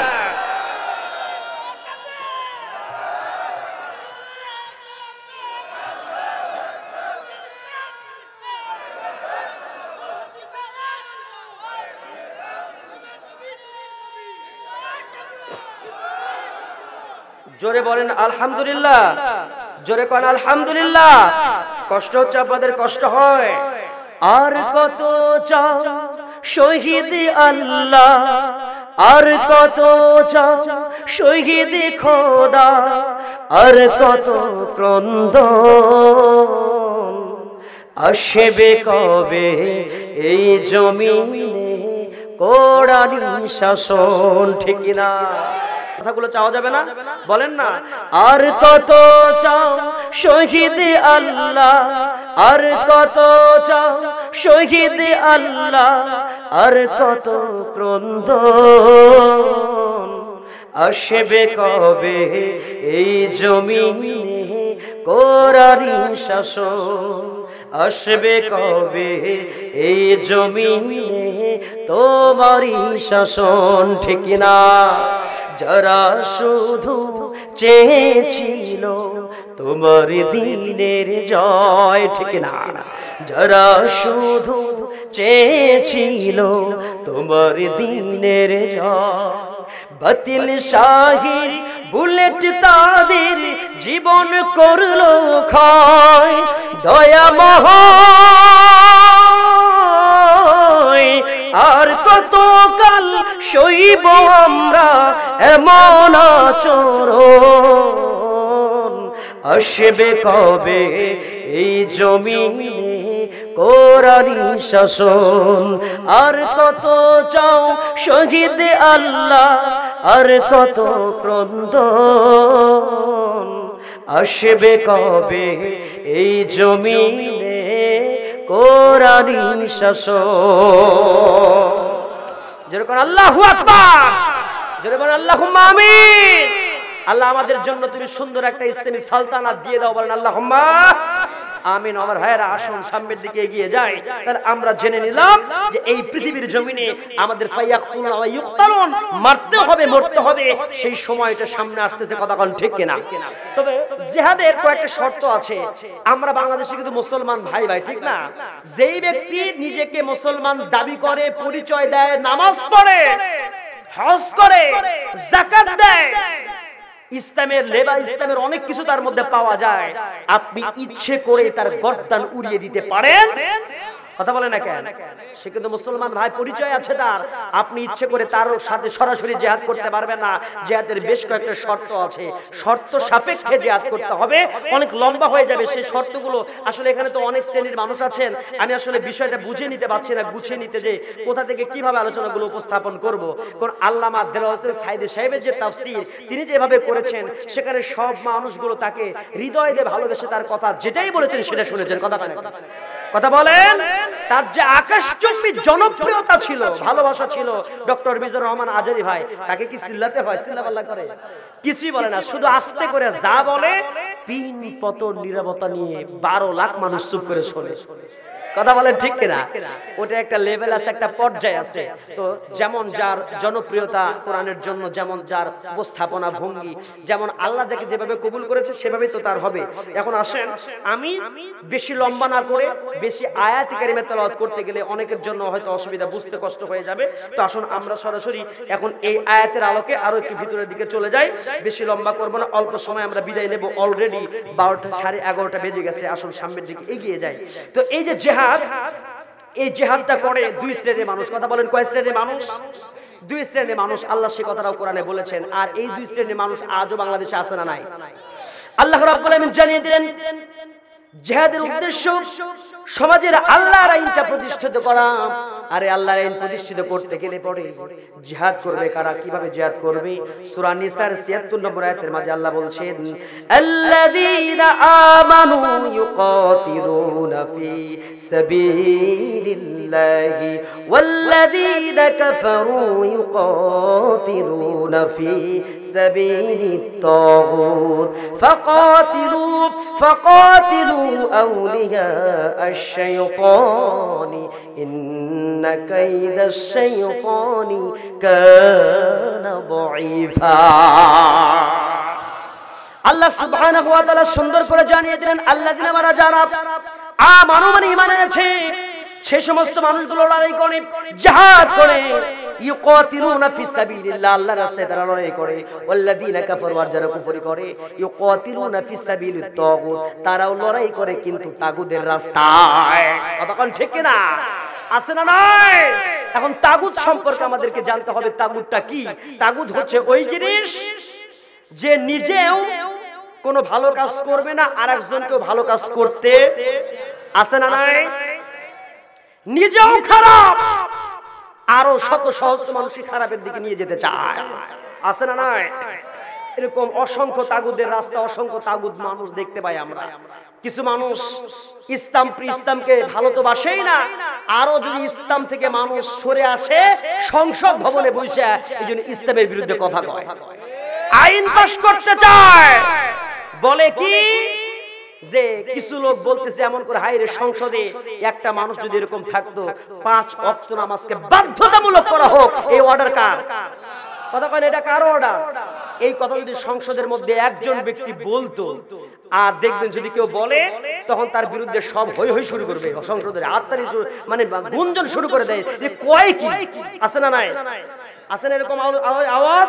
আর যদি বলা হয় না প্রত্যেক এলাকায় হারমোনিয়াম প্রতিষ্ঠিত করা হোক, রে গা মা পা ধা নি সা সা নি ধা পা মা গা রে সা, এটা সকালবেলা সুন্দর করে সেরে গাম শেখাবে। আর কি করবে? ড্যান্স স্কুল প্রতিষ্ঠা করা হোক, ধুম বাচারে ধুম। তখন দেখবেন যে হুররে চলো, হ্যাঁ জয়যুক্ত হয়েছে। হ্যাঁ আছে না এরকম বলার জন্য লোক আছে না নাই? কথা কয় না কেন ভাই? আছে। তার প্রমাণ আমরা কয়েকদিনই পাইছি আইন মন্ত্রীর মাধ্যমে। রাষ্ট্রীয় ভাবে তো ইসলামের প্রতিষ্ঠা তো দূরে থাক, একজন ব্যক্তি যিনি তার কারখানাতে নামাজকে বাধ্যতামূলক করবে 5 ওয়াক্ত, তো ওখানে কারখানা যতক্ষণ সে কর্মচারী কাজ করবে, সেটাও বলতেছে যে এটা আইন বিরোধী, সংসদ কি বিরোধী হবে, এটা সবার জন্য প্রযোজ্য হবে না, তার বলে মনে কষ্ট হবে। এরকম কথা যদি কেউ বলে, আর নামাজ যার সহ্য হয় না, আপনি নিজে মুসলমান দাবি করতে পারেন মুসলমানের দেশে, কিন্তু আপনি কি আল্লাহর কাছে মুসলমান হতে পেরেছেন? কথা কোন হতে পেরেছেন? আরে নাই, কথাই তো কথা বাড়ে, কত কি কথা আর বলবো ভাই, কিন্তু কিছু কথা না বললে তো হয় না। আমরা কাউকে দোষ দেই না, আমাদের জানতে হবে। আজকে দেখেন একটা ভাইরাল একটা বিষয় বলতে হয়, সেটা কি বলবো? সেটা হচ্ছে কি পাপিয়ার বিষয়টা, তাই না? পাপিয়ার বিষয় আমাদের সবারই জানা, তবে আবার কিন্তু সচেতন করে প্রথম একটা কথা বলবো, কোন অপরাধী দলীয় পরিচয় যেটাই থাকুক, তার প্রথম পরিচয় সে হলো অপরাধী। কথা কয় নাই? জামাত ইসলামের মধ্যে হোক, ছাত্র শিবিরের মধ্যে হোক, আওয়ামী লীগের মধ্যে হোক, বিএনপির মধ্যে হোক, তারপরে জাসদ মাসুদ ফাসদ যেটাই হোক, দল একটা ভিন্ন পরিচয়, কিন্তু প্রথম পরিচয়টা হচ্ছে সে একটা অপরাধী। অপরাধীর কোনো দল নাই, অপরাধীর কোনো দেশ নাই, অপরাধীর কোনো জাতি নাই, অপরাধীর কোনো ধর্ম নাই, প্রথম পরিচয় একটা বাস্তব অপরাধী। কতক্ষণ ঠিক কিনা? এই জন্য যদিও বিভিন্ন কথা আসে যে বলেছে এটা তো অমুক দলের প্রোডাক্ট, তাহলে পাপিয়া কোন দলের প্রোডাকশন, তাই না? এই কথা বিভিন্ন জন বিভিন্ন ভাবে উপস্থাপন করতেছেন ইউটিউবে, সেটা ভিন্ন বিষয়, সেটা যার যার মতো মন্তব্য করতেই পারে। স্বাধীন দেশের মানুষ স্বাধীনভাবে কথা বলতেই পারে। কথা কয় না কেন? আর একটা কথা আছে না, যে লাঠিওয়ালার লাঠি ধরা যায়, মুখওয়ালার কি মুখ ধরা যায়? কয়জনের মুখ ঠেকাবেন? 16 কোটি 18 কোটি মানুষের মুখ বন্ধ করা যাবে? মুখ যদি বন্ধ করতে যায়, বাস্ট হয়ে যে বন্ধ করতে যাবে সে বাস্টে মরবে। কথা কয় না কেন? মুখ তো বন্ধ করা যাবে না, মুখ দিয়ে ভাষাতে বলতে দিতে হবে। কথা কন, যখনই যেই দেশে যেই রাষ্ট্রে রাষ্ট্রীয় শক্তি মানুষের মুখ বন্ধ করতে চেয়েছে, অনেক কিছু বন্ধ করার পরে মুখও বন্ধ, তখনই তার পতন হয়েছে। কথাও বলা যাবে না, এক দেশের এক রাজা যা বলবে তাই, কথাও বলা যাবে না। এরকম করলে পরে হবে না, মুখ দিয়ে কথা বলতে দিতে হবে। কথা কয় না কেন? মুখ বন্ধ করলে অসুবিধা তারই হবে। এখন সামনে আগাই, তো এই জন্য পাপিয়ার কথা বলে অনেকগুলো কথা আমাকে বলতে হয়। বলবো একটু বলবো নাকি রাগ করবেন? তাহলে পাপিয়ার জন্য আমাদের জননেত্রী প্রধানমন্ত্রী শেখ হাসিনাকে ওয়েলকাম, কনগ্রাচুলেশন এবং থ্যাঙ্কস, ধন্যবাদ, ওয়েলকাম যা সব দেই। এজন্য দেই, উনি একটা ভাষণ দিয়েছেন জিরো টলারেন্স, যে দুর্নীতিকে একেবারে জিরো করে নিয়ে আসবে, ঠিক কিনা? অলরেডি তার অনেকটা কাজ কিন্তু বাস্তবায়ন করছেন। নিজের দলের কর্মীদেরকে কিন্তু ছাড় দেয় না, দিছে নাকি? দেয় নাই। পাপিয়া কয়েকদিন আগে তার কত রকমের কত কিছু, কথা কান ঠিক কিনা? এখন পাপিয়ার এমন দশা হয়েছে, এখন পাপিয়া মনে হয় বসে বসে ওইরকম একটা গান গাইতেছে। বলবো ভাই, বলবো, গানটাকে শুনবেন, বলবো। একটা গান মনে হলে একটু বলি, অনেকদিন আগে গান ছিল তার একটু প্যারোডি, এরকম মনে হলে একটু বলি, দেখেন তো। পাপিয়া যেন বলছে, ছিলেন আমার সরদার, ছিলেন আমার ব্যারিস্টার, ছিলেন আমার সরদার, ছিলেন আমার ব্যারিস্টার, রবি পুলিশে যেই ধরু কথা ছিল করবেন পার, আমি পাপিয়া তারা জামিনদার। এ কথা কয় না কেন? বলবো কি সহিত বলবো? হ্যাঁ, ছিলেন ছিলেন আমার সর্দার, ছিলেন আমার ব্যারিস্টার, ছিলেন আমার সর্দার, ছিলেন আমার ব্যারিস্টার। রে পুলিশে যেই ধরু কথা ছিল করবেন পার, আমি পাপিয়া তেরা জামিনদার। এখন সবাই বড় হুঁশিয়ার। কথা কয় না কেন? এখন পাশে কেউ নাই, সব জামিনদার। এখন পাশে কেউ আছে? পাশে কেউ নাই। কত জড়িত ছিল ও সবই জানে, সবই বোঝে। র‍্যাবকে পর্যন্ত থ্রেট দেয়। র‍্যাব যখন ধরে গ্রেফতার করে তখন থ্রেট মারে, বলে কে তুই আমার চিনিস? আমার চিনিস, তোরে দেখে নেব, তোরে খবর করে ফেলবো। কথা আসে না এই কথাগুলো? র‍্যাবকে পর্যন্ত হুমকি দেয়। তাহলে ওর হাত কদ্দূর পর্যন্ত লম্বা, চিন্তা করছেন? যে একটা ফুটপাতে পড়ে থাকে একটা মেয়ে, সে শত শত কোটি টাকার মালিক। জোরে কর নাউজুবিল্লাহ। এই টাকাগুলো কোত্থেকে হইছে, কোত্থেকে আসে? দেখেন অবস্থা কি। ধরা খাইয়া চাইয়া দেখি পেছনে জেনে কেউ আর, আমি এখন ফাইসা গেছি। কোথায় রে সব জামিনদার, কোথায় রে সব জামিনদার? বুবু গো বুবু রে।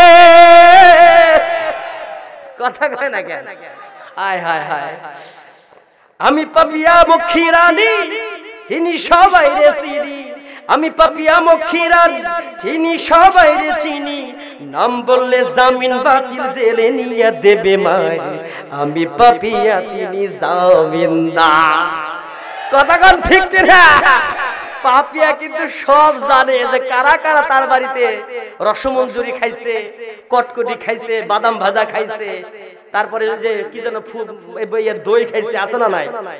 যা খাইছে, কে কে খাইছে পাপিয়া কি জানে না? যদি এখন বলতে যায় ওর গিরা চটকাবে। কথা কন ঠিক কিনা আমার ভাইয়েরা? এই জন্য যে কথাগুলো বলছিলাম, তাহলে আজকে এই যে পাপিয়ার যে দশা, বেহাল দশা হয়ে গেছে, তাহলে এখান থেকে একটা শিক্ষা নেওয়া দরকার। ক্ষমতা কারো আজীবন। পাপিয়ার ক্ষমতা ছিল শেষ। পাপিয়ার উপরে যারা সর্দার আছে, সম্রাট, সম্রাটও গেল, এরকম করে তারও সর্দারের সর্দার আছে না নাই?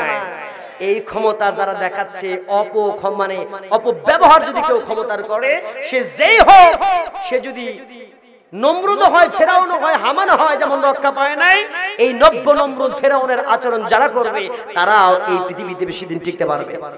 কথা কোন কেন পারবে? হ্যাঁ, বুঝলে বুঝপাতা, না বুঝলে। আমি কি কাউকে গালি দিয়েছি? পরিবেশটা সুন্দর না? হ্যাঁ, পরিবেশটা সুন্দর। যাই হোক, এখন সামনের দিকে আমরা আগায় যাই ভাই।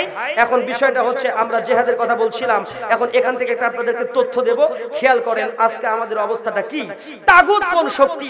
তাগুত হচ্ছে ওই শক্তি, দেখেন, যে যখন সে নিজেও ইসলাম মানে না, আরেকজনকে ইসলাম মানতে দেয় না। এই সম্পর্কে বিশাল বড় আজ লম্বা করছি না, শুধু শর্ট করে এতটুকুনি বললাম। খেয়াল করেন আজকে বাংলাদেশের জমিনে এরকম তাগুতি শক্তি আছে না নাই?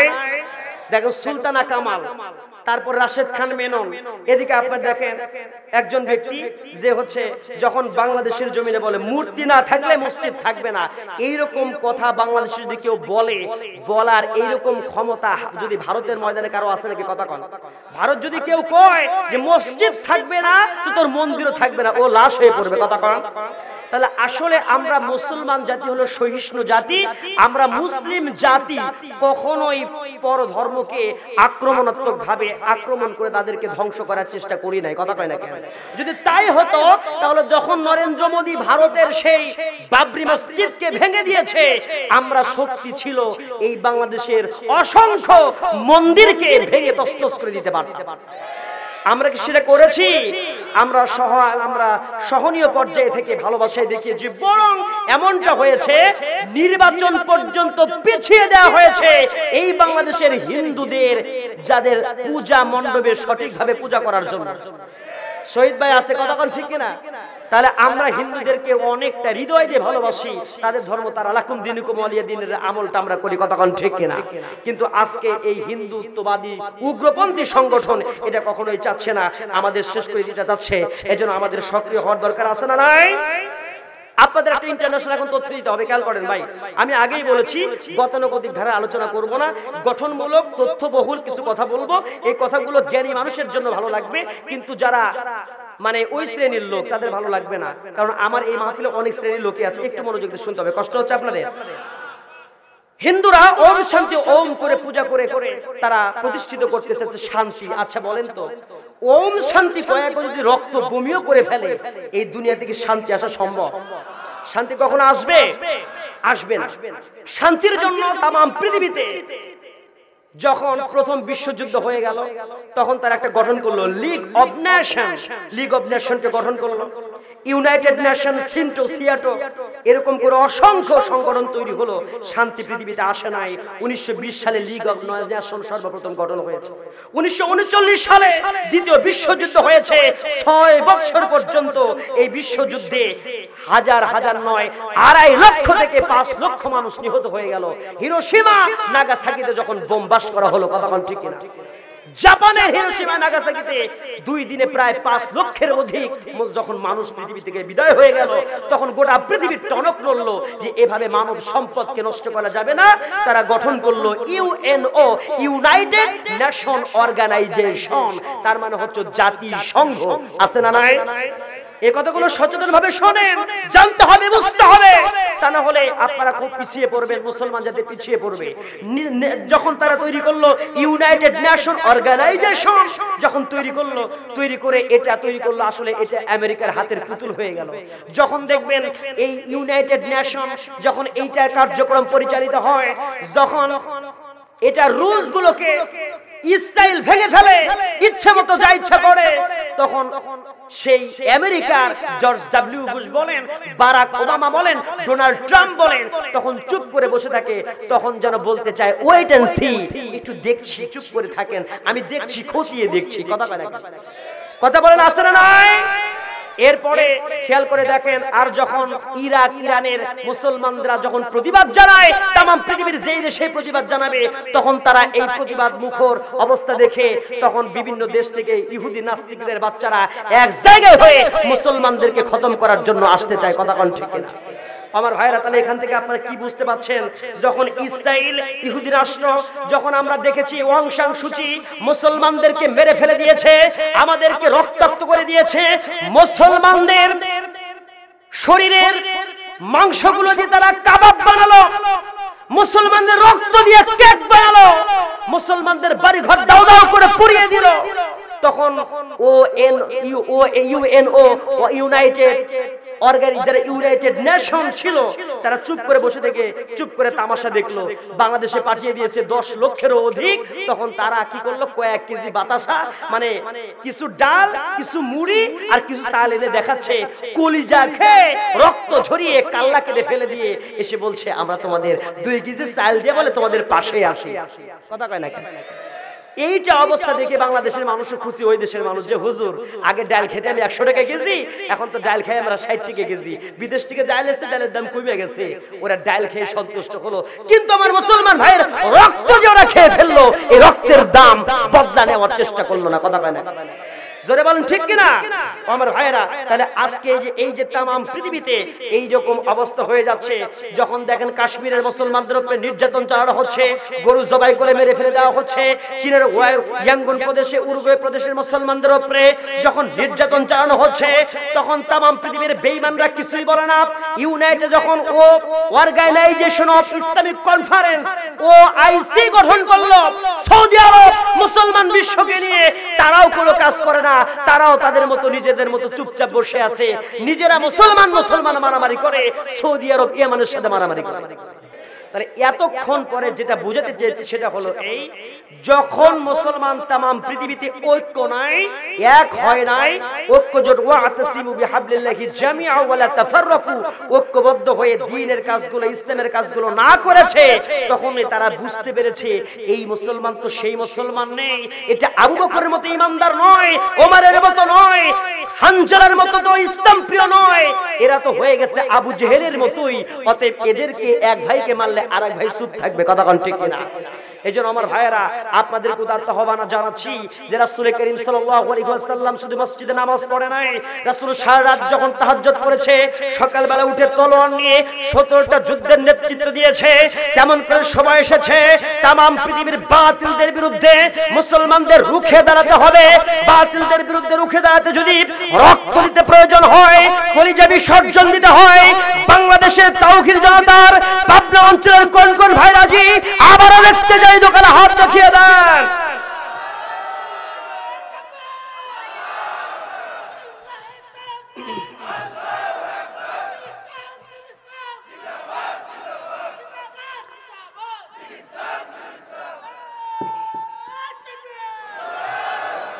জয় কোন আলহামদুলিল্লাহ, আরেকটু জোরে কোন আলহামদুলিল্লাহ। আমার ভাইয়েরা আসুন, বেশি লম্বা না করে শর্ট করছি। তো আসলে যুদ্ধটা আমাদের পছন্দ হয় না, যুদ্ধটার ভিতরে রক্ত আছে, রক্ত আমাদের পছন্দ হয় না। এই কথাটা আবু জেহেলও এক সময় বলেছিল। আবু জেহেলের গোষ্ঠীরা বলে, তোমরা মুহাম্মাদের সে ধর্ম কেন মানতে চাও? মুহাম্মদ যেই ধর্মের কথা বলে সেখানে রক্ত আছে, সেখানে রক্তের গন্ধ পাওয়া যায়, সেখানে সেটা তো খুব কষ্টের কাজ, রাত্রিতে নামাজ পড়তে হয়। আর আমাদের ধর্ম কত ভালো, খাও দাও ফুর্তি করে দুনিয়াটা মস্ত বড়, আগামীকাল বাঁচবে কি বলতে পারো? খুব মজা থাকবো আমরা, 12 মাসে 13 পূজা করবো, কত আয়োজন আছে না নাই? আজও এইরকম অবস্থা আছে না নাই? এই জন্য আমি আপনাদেরকে যে কথাটা বলতে চাই, এই যুদ্ধের জন্য প্রিপারেশন নিতে হবে, জিহাদ সামনে আসতেছে। এই জন্য সাহাবীদের জীবন থেকে আমরা অনুপ্রেরণা নেব, নিয়ে সামনে কি কাজ করতে হবে সে আয়াতে কারিমা থেকে আমি বুঝিয়ে দিয়ে সামনে এগিয়ে যাচ্ছি। একটু খেয়াল করেন, আল্লাহ রাব্বুল আলামিন জানিয়ে দিলেন সূরা বাকারার 216 নম্বর আয়াতে আল্লাহ সুন্দর করে জানিয়ে দিচ্ছেন, আল্লাহ যেন বাজিয়ে দিচ্ছেন, আমাদের সচেতন করতে বলছেন, বান্দারা তোমরা যেটাকে ভালো মনে করো আসলে সেইটার মধ্যে ভালো নাও হতে পারে, কিন্তু আমি আল্লাহ যেটা ভালো মনে করি সেইটার মধ্যে কল্যাণ আছে, সেইটা উত্তম হতে পারে। আল্লাহ বলছেন, কুতিবা আলাইকুমুল কিতাল ওয়া হুয়া কুরহুল লাকুম ওয়া আসা আন তাকরাহু শাইআন ওয়া হুয়া খায়রুল লাকুম ওয়া আসা আন তুহিব্বু শাইআন ওয়া হুয়া শাররুল লাকুম আল্লাহু ইয়া'লামু ওয়া আনতুম লা তা'লামুন। আল্লাহ বলছেন কুতিবা মানে লিখিতভাবে ফরজ করে দেওয়া হয়েছে। মৌখিক একটা আইন আর লিখিত আইনের মধ্যে পার্থক্য আছে না নাই? লিখিত আইনের মাধ্যমে আল্লাহ প্রকাশ করছেন ফরজ করে দেওয়া হয়েছে আলাইকুম তোমাদের জন্য কিতাল যুদ্ধটাকে, ওয়া হুয়া কুরহুল লাকুম ওটা তোমাদের জন্য অপছন্দ হতে পারে, ওয়া আসা আন তাকরাহু শাইআ ওয়া হুয়া খায়রুল লাকুম কিন্তু যেটা তোমরা অপছন্দ করছো সেটার মধ্যে কল্যাণ আছে, এটা তোমরা জেনে নেও হতে পারে এটার মধ্যে কল্যাণ আছে। আল্লাহ রাব্বুল আলামিন জানিয়ে দেন ওয়া আসা আন তুহিব্বু আর যেটা তোমরা পছন্দ করো শাইআ ওয়া হুয়া শাররুল লাকুম এইটার মধ্যে যেটা তোমরা পছন্দ করো হতে পারে সেইটার মধ্যে অকল্যাণ আছে। আল্লাহু ইয়ালাম আল্লাহ রাব্বুল আলামিন ভালো জানেন, ওয়া আনতুম লা তা'লামুন আমরা কিন্তু সবচেয়ে বেশি ভালো জানি। আমার ভাইয়েরা সেই কল্যাণের কথা বলি আমি, সেই কল্যাণের পথে খাব্বাব রাদিয়াল্লাহু তাআলা চলেছেন, খুবাইব রাদিয়াল্লাহু তাআলা চলেছেন, আমির হামজা চলেছেন। দুনিয়ার জিন্দেগিতে তারা পৃথিবীর জমিনে সব সময় রক্ত দিতে প্রস্তুতি নিয়েছিলেন, তারা জান এবং মাল দিয়ে ইসলামের জন্য খেটেছেন, আর এই খাটার জন্য সদা সর্বদা ব্যতিব্যস্ত থেকেছেন। তারা চিন্তা করেছেন মুমিন কখনো হতাশ হবে না, নিরাশ হবে না, মুমিন সব সময় সফল কাম হবেন। এই দুনিয়াতে বেঁচে থাকলেও সফল কাম, মৃত্যুবরণ করলেও সফল কাম হয়ে যাবে। আমি তাফসীর ইবনে কাসিরের মধ্যে পড়েছি, আল্লাহ রাব্বুল আলামিন সুন্দর করে জানিয়ে দিয়েছেন সে আয়াতে কারিমাতে আল্লাহ রাব্বুল আলামিন যেটা বলছিলেন, আল্লাহ বলছেন ওয়ালা তাহসাবান্নাল্লাযীনা কুতিলু ফি সাবিলিল্লাহি আমওয়াতান বাল আহইয়াউন ইনদা রাব্বিহিম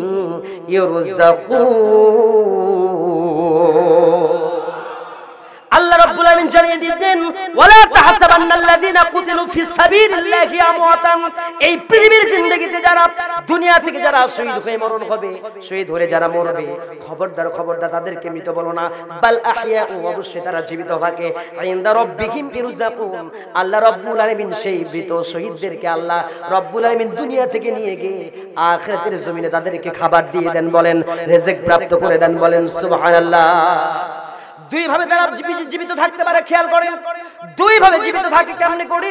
দুনিয়াতেও তারা জীবিত থাকবে হাজার হাজার বছর, কিয়ামত পর্যন্ত জীবিত থাকবে, আর মৃত্যুর পরে জীবিত থাকবে। বলবেন দুনিয়াতে আবার শহীদ জীবিত থাকে কেমনে? খেয়াল করেন এই সমাজেও কিছু শহীদ হয়ে গেছে। এই পাবনা অঞ্চলে 2 জন মানুষ শহীদ হয়েছে, কথা বলেন ঠিক না? শহীদ তামান্না তাদের ছিল, শহীদ হয়ে গেছে দুনিয়া থেকে। হাজার হাজার মানুষ তাদের জন্য রূহের মাগফিরাত কামনা করে। যতদিন এই পৃথিবীতে কোরআন আছে, একমাত্র যতদিন পৃথিবীতে দুনিয়াটা এই পৃথিবীতে টিকে থাকবে, যতদিন কোরআন থাকবে ততদিন, ইসলামী সংগঠন থাকবে ততদিন, আর ইসলামী সংগঠন থাকবে যতদিন, আর ইসলামী সংগঠনের জন্য রক্ত দিয়ে যারা জীবন দিয়ে লড়াই করে শহীদ হয়ে গেছে তাদের জন্য দোয়া এবং মাগফিরাতও থাকবে ততদিন। কথা কোন ঠিক কিনা? সব সময় শুরুতেই বলবে শহীদি কাফেলায়, এই শহীদি কাফেলার এই ময়দানে যারা আজকে হাজির হয়েছেন, শুরু করছে আল্লাহর নামে, আল্লাহর প্রশংসা, নবীর প্রতি দরুদ এবং শত সহস্র লক্ষাধিক শহীদদের জন্য স্মরণে আজকে দোয়া এবং মাগফিরাত কামনা করছি। এটা দিয়ে আলোচনা শুরু করে। কথা কয় না? আর কিছু সংগঠন আছে যে সংগঠনগুলোতে কি পাওয়া যায়? দোয়া তো বিসমিল্লাহ তো বালায় নাই, বিসমিল্লাহর ব নাই, কিছু নাই, আল্লাহ নাই, রাসূল নাই, শুরু করে দেয়। গাঞ্জা খাইয়া এসে এমন শুরু করে দেয়,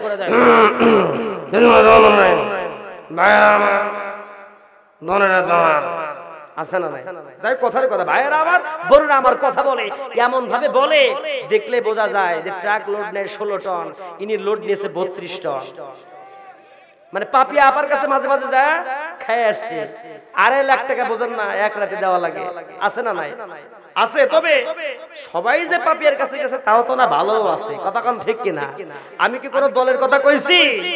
সব যেই দলে আল্লাহ নাই, যেই দলে রাসূল নাই, সেই দল বাদ দিয়ে, আল্লাহ দল রাসূলের দল বাদ দিয়েই কোন দলের নাম দেব না। যত দল পৃথিবীতে থাকুক সব দলের মধ্যেই ভেজাল আছে না নাই? কথা কয় না কে? নট অনলি তরমুজ পার্টি বাট অলসো বাঙ্গি পার্টি। খালি তরমুজ পার্টির দোষ দিয়ে লাভ নাই, তরমুজও যা বাঙ্গিও তাই। কথা কয় না কে? আছে না নাই? এটা আমার কথা না, আল্লাহ বলছেন। দুনিয়াতে দল হবে কয়টা? মুসলমান আর হিন্দু কাফের বেঈমানরা যারা আছে, মুসলমানদের এক দল, কাফের বেঈমানদের আর এক দল। হিজবুল্লাহ মানে আল্লাহর দল, এই হিজবুল্লাহ আল্লাহর দল হবে মুসলমানদের। হিজবুল শয়তান, শয়তানের দল হবে, সেটা কাদের? মুসলমান কি শয়তান হবে? কথা কয় না কেরে ভাই? তাহলে যারা আমরা বুঝি না তারা যদি আবার নতুন করে কোন দল গঠন করি, আল্লাহ বললেন মুসলমানদের দল একটা, আমাদের প্রভু এক, ঠিক না? আমাদের প্রভু এক, নবীর উম্মত জীবন বিধানে ওই শিবানী কোরআন, ঠিক না? তবে কেন এক নও হে মুসলমান, এক হবে করিও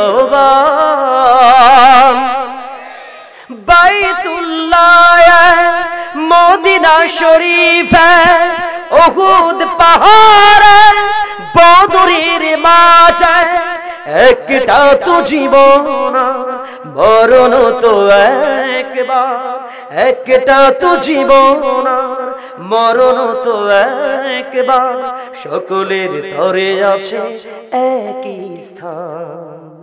তবে কেন এক নও হে মুসলমান, এক হবে করিও মুসলমান কয় হতে হবে? এক হতে হবে আমার ভাইয়েরা।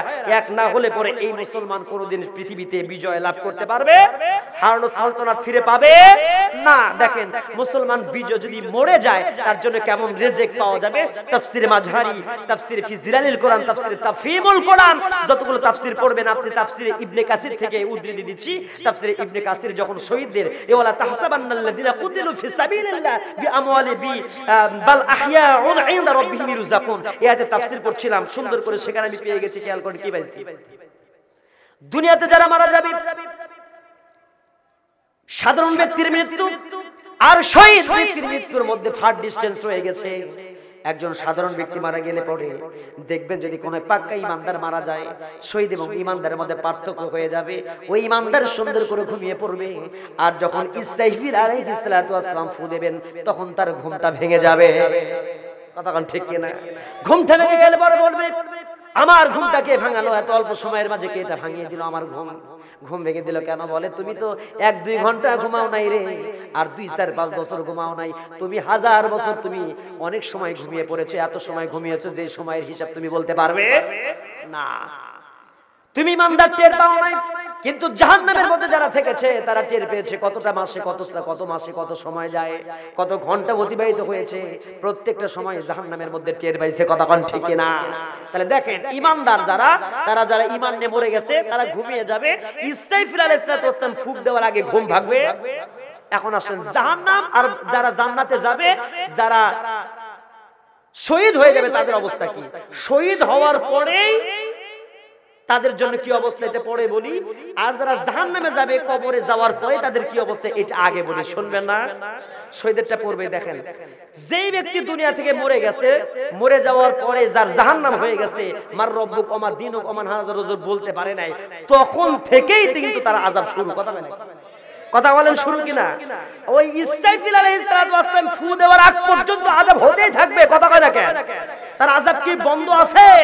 ওর কোনো বিরাম নাই, বিরামহীন ভাবে আযাব চলতেই থাকবে। আর যখন আল্লাহ বিচার করবেন, চূড়ান্ত ফয়সালা যখন হবে, হয় জান্নাত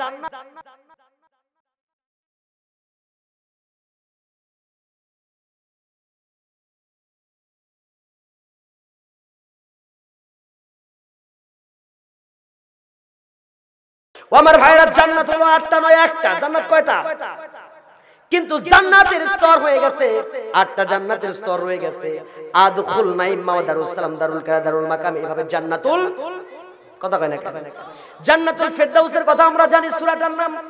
আল্লাহ সুন্দর করে সে কথাটা আয়াতের মাঝে জানিয়ে দিয়েছেন, ইন্নাল্লাযীনা আমানু ওয়া আমিলুস সলিহাতি কানাত লাহুম জান্নাতুল ফিরদাউসি নুজুলা খালিদিনা ফিহা লা ইয়াবগুনা আনহা হিওয়ালা। ইন্নাল্লাযীনা মানে যারা আমানু ঈমান এনেছে, আমিলুস সলিহাত নেক কাজ করেছে, কানাত লাহুম জান্নাতুল ফিরদাউসি নুজুলা, আল্লাহ রাব্বুল আলামিন তাদেরকে জান্নাতুল ফিরদাউসের মধ্যে মেহমানদারি করাবেন, আর তাদেরকে জান্নাত থেকে বের করা হবে না। আর তাদের সেই জান্নাত এমন জান্নাত হবে যেখানে নাজ ও নিয়ামত দিয়ে ভরপুর করে দেওয়া হবে, তার নিজ দিয়ে ঝর্ণা দ্বারা প্রবাহিত হবে। সুন্দর জান্নাতে বসবাস করবে, বলেন সুবহানাল্লাহ। সেই জান্নাতে আল্লাহ দেবেন জান্নাতের আদখুল নাইম মাওয়া দারুস সালাম, দারুল কারার, এভাবে জান্নাতুল ফিরদাউস পর্যন্ত যাদেরকে দেবেন, সবচেয়ে চূড়ান্ত সুন্দর সবচেয়ে উঁচু স্তরের জান্নাত হলো জান্নাতুল ফিরদাউস। সেটা কোথায় জানেন? সেটা হচ্ছে আল্লাহর আরশ। এই যে আল্লাহর আরশ, আরশের ঠিক নিচের যে জান্নাত, সেই জান্নাতের নাম জান্নাতুল ফিরদাউস। ওই জান্নাতে থাকবে যারা শহীদ। জোরে বলেন সুবহানাল্লাহ। আর এই যে বাল আহইয়াউন ইনদা রাব্বিহিম ইরযাকুন বললাম, রিজিক প্রাপ্ত হবে সবুজ রঙের পাখির মধ্যে। ওই জান্নাতি যেই ব্যক্তি শহীদ হয়ে দুনিয়াতে চলে গেছে, ওই রূহটা ট্রান্সফার করে স্থানান্তরিত করে আল্লাহ ওই রূহটা সবুজ রঙের পাখির মধ্যে ঢুকিয়ে দেবে। বলেন সুবহানাল্লাহ। সবুজ রঙের পাখির মধ্যে ঢুকিয়ে দেওয়া হবে। আমরা যেমন কবুতর পালি, কবুতর পাললে দেখবেন একটা কলস রেখে দেই, ওই উড়ে বেরিয়ে এসে কলসের মধ্যে এসে সুন্দর করে খাবার দেই। ওই কলসের মধ্যে সে পাখিটা, ঘুঘু পাখি বলেন, কবুতর বলেন, টিয়া পাখি খাবার খায়। কথা কয় না? খায় নাকি? সুন্দর করে খাবার খাইলো।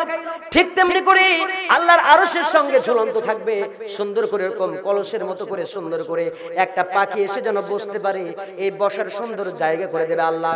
সবুজ রঙের পাখি হয়ে জান্নাতের মধ্যে, যে কোনো জান্নাতের মধ্যে ঘুরে ফিরে বেড়াবে, আর আল্লাহ রাব্বুল আলামিনের জান্নাতের মধ্যে নাজ ও নিয়ামত খাবে। আর যখন বিশ্রামের প্রয়োজন হবে, ডানা মেলিয়ে মেলিয়ে ওই আরশের নিচে সুন্দর করে ঝুলন্ত ওই জায়গায় এসে বসে বসে তারা সুন্দর করে খাইতে থাকবে। বলেন সুবহানাল্লাহ। তাহলে এক পাশে জাহান্নামী ব্যক্তি যারা, তাদের মরার পরেই শাস্তি, আর অন্য পাশে জান্নাতি যারা শহীদ, তারা মরার পরেই রিজিক প্রাপ্ত হবে, মরার পরেই তারা খাবে, আল্লাহর জান্নাতের নাজ ও নিয়ামত ভোগ করবে। সুবহানাল্লাহ কবেন না? তাহলে কোনটা উত্তম? ঘুমানো উত্তম না খাওয়া উত্তম? আপনারা কি ঘুম পারতেছেন না খাইতেও চান? মরার পরেই খাওয়া শুরু। কথা কয় না কেন? আমরা তো ওইটা চাই। বলেন ঠিক কিনা? আমার ভাইয়েরা, এটা যারা চিনেছিলেন, বুঝেছিলেন, জেনেছিলেন, তারাই হলো খাব্বাব হয়েছে, তারাই খোবাব হতে পেরেছে, তারাই হানজালা হতে পেরেছে। কথা কন ঠিক কিনা? তাহলে আমাদের সেরকম খাব্বাব, খোবাইব, হানজালার মতো ঈমান নিয়ে এই পৃথিবী থেকে বিদায় হওয়ার প্রয়োজন আছে না নাই? আমার ভাইরা এইজন্য খেয়াল করেন রাসূল করিম সাল্লাল্লাহু আলাইহি ওয়াসাল্লামের সেই সাহাবা کرام দ্বীন প্রতিষ্ঠার জন্য কিভাবে জিহাদ পরিচালনা করেছেন। আর জিহাদ যদি আপনি না করেন আপনার ঈমান থাকবে না। হাদিসটা শুনুন, ফামান জাহাদাহুম বিয়াদিহি ফাহুয়া মুমিন ওয়া মান জাহাদাহুম বিলিসানিহি ফাহুয়া মুমিন ওয়া মান জাহাদাহুম বিকলবিহি ফাহুয়া মুমিন। কয়টা স্তরের কথা বললাম? এই হাদিসে একরকম, আরেকটা ওই হাদিসও আছে, মান রাআ মিনকুম মুনকারান ফালিয়ুগাইয়িরু বিয়াদিহি ফাইন লাম ইস্তাতি ফাবিলিসানিহি ফাইন লাম ইস্তাতি ফাবিকলবিহি ওয়া যালিকা আদফুল ঈমান। আছে না নাই? দুইটা হাদিসের মিল আছে না নাই? দুইটা হাদিসের মিল আছে। আল্লাহ রাসূল বলেছেন, ফামান, যে ব্যক্তি জিহাদ করেছে, দুই হাত দিয়ে, যে ব্যক্তি হাত দিয়ে জিহাদ করে, ফাহুয়া মুমিন, সে হলো মুমিন ব্যক্তি। সুবহানাল্লাহ। আল্লাহ নবী পরবর্তী সুন্দর করে বললেন, ওমান জাহাদাহুম, যে ব্যক্তি জিহাদ করেছে, বিলিসানিহি, জিহ্বা দ্বারা প্রতিবাদ করেছে, জিহাদ করেছে, এই ব্যক্তিটাও হয়ে যাবে মুমিন। ওমান জাহাদাহুম বিকলবিহি ফাহুয়া মুমিন। আর যে ব্যক্তি সুন্দর করে অন্তর দিয়ে জিহাদ করেছে, মানে ঘৃণা করেছে অন্যায়কে, এই ব্যক্তিও মুমিন হয়ে যাবে। এর নিচে আর মুমিন কেউ থাকতে পারবে না। এজন্য আমার ভাইয়েরা, আমরা অন্যায় দেখার পরে চুপ করে থাকবো না, মুমিন হতে হবে। দেখেন, অন্যায় দেখার পরে চুপ করে থাকে নাই কেমনে? একজন সাহাবী, নাম তার হানজালার, নাম তার খুবাইব, নাম তার খাব্বাব, কয়টা কথা বলবো, নাম তার বেলাল। হযরতে বেলাল তার মুনিব তাকে কি করলো? উত্তপ্ত মরুভূমির মধ্যে বুকের উপরে পাথর চাপিয়ে দিয়েছে। কে না জানে? কথা বলেন ঠিক কিনা? হযরতে বেলাল রাদিয়াল্লাহু তাআলার কাহিনী বলি আমি। হযরতে বেলাল রাদিয়াল্লাহু তাআলাকে যখন উত্তপ্ত মরুভূমির মধ্যে চাপিয়ে দেওয়া হয়েছে, বুকের উপরে পাথর দেওয়া হয়েছে, জিহ্বাটা থেকে কানের দিকে তাকিয়ে দেয়, কানটা যখন তার মুখের দিকে নিয়ে যাওয়া হয়, তখন বেলাল বলছে আহাদ আহাদ আহাদ শব্দ উচ্চারণ করে। হযরতে বেলাল তখন আল্লাহকে ভুলে নাই। হযরতে খুবাইবের দিকে তাকিয়ে দেখেন, খুবাইব রাদিয়াল্লাহু তাআলার কথা বলি আমি। হযরতে খুবাইব রাদিয়াল্লাহু তাআলা সহ 10 জন সাহাবীকে মদিনা থেকে মিথ্যা কথা বলে, মিথ্যা প্রবঞ্চনা দিয়ে, প্রহসন করে মক্কাতে যখন নিয়ে আসা হলো, কাফের বেঈমানরা মদিনাতে গেছে। মদিনাতে গিয়ে তারা চক্রান্ত করে বলে, মুহাম্মদ রে, মক্কার জমিন অনেকে মুসলমান হতে চায়, কোরআন পড়া শিখতে চায়, সুন্দর করে দ্বীনের কথাগুলো তারা জানতে চায়। এই জন্য তুমি কিছু সংখ্যক হাফেজে কোরআন মদিনাতে পাঠিয়ে দাও, মদিনা থেকে মক্কাতে পাঠিয়ে দাও। হযরত রাসূল করিম সাল্লাল্লাহু আলাইহি ওয়াসাল্লাম স্মরণ মনে 10 জন সাহাবীকে হাফেজে কোরআনকে পাঠিয়ে দিলেন। এর মাঝে একজন খুবাইব রাদিয়াল্লাহু তাআলা ছিলেন। 10 জন সাহাবী যখন রওনা দিয়েছেন মদিনার পথে, মদিনা থেকে যখন মক্কার পথে রওনা দিয়েছেন, মক্কাতে এসে মুসলমানদের দ্বারা নব্য মুসলিম যারা হবে, নব মুসলিম যারা হয়ে যাবে, তাদেরকে কোরআন শিক্ষা দেবে, এই সিদ্ধান্ত নিয়ে রওনা দিয়েছে। আর প্রতিমধ্যে কাফির স্পষ্ট করে দিল, কাফির বেঈমানরা, ও মুসলমানের 10 জন সেনাবাহিনী, 10 জন সৈনিক ও 10 জন হাফেজ, তোমরা শুনে রাখো, আমরা তোমাদেরকে মিথ্যা কথা বলেছি।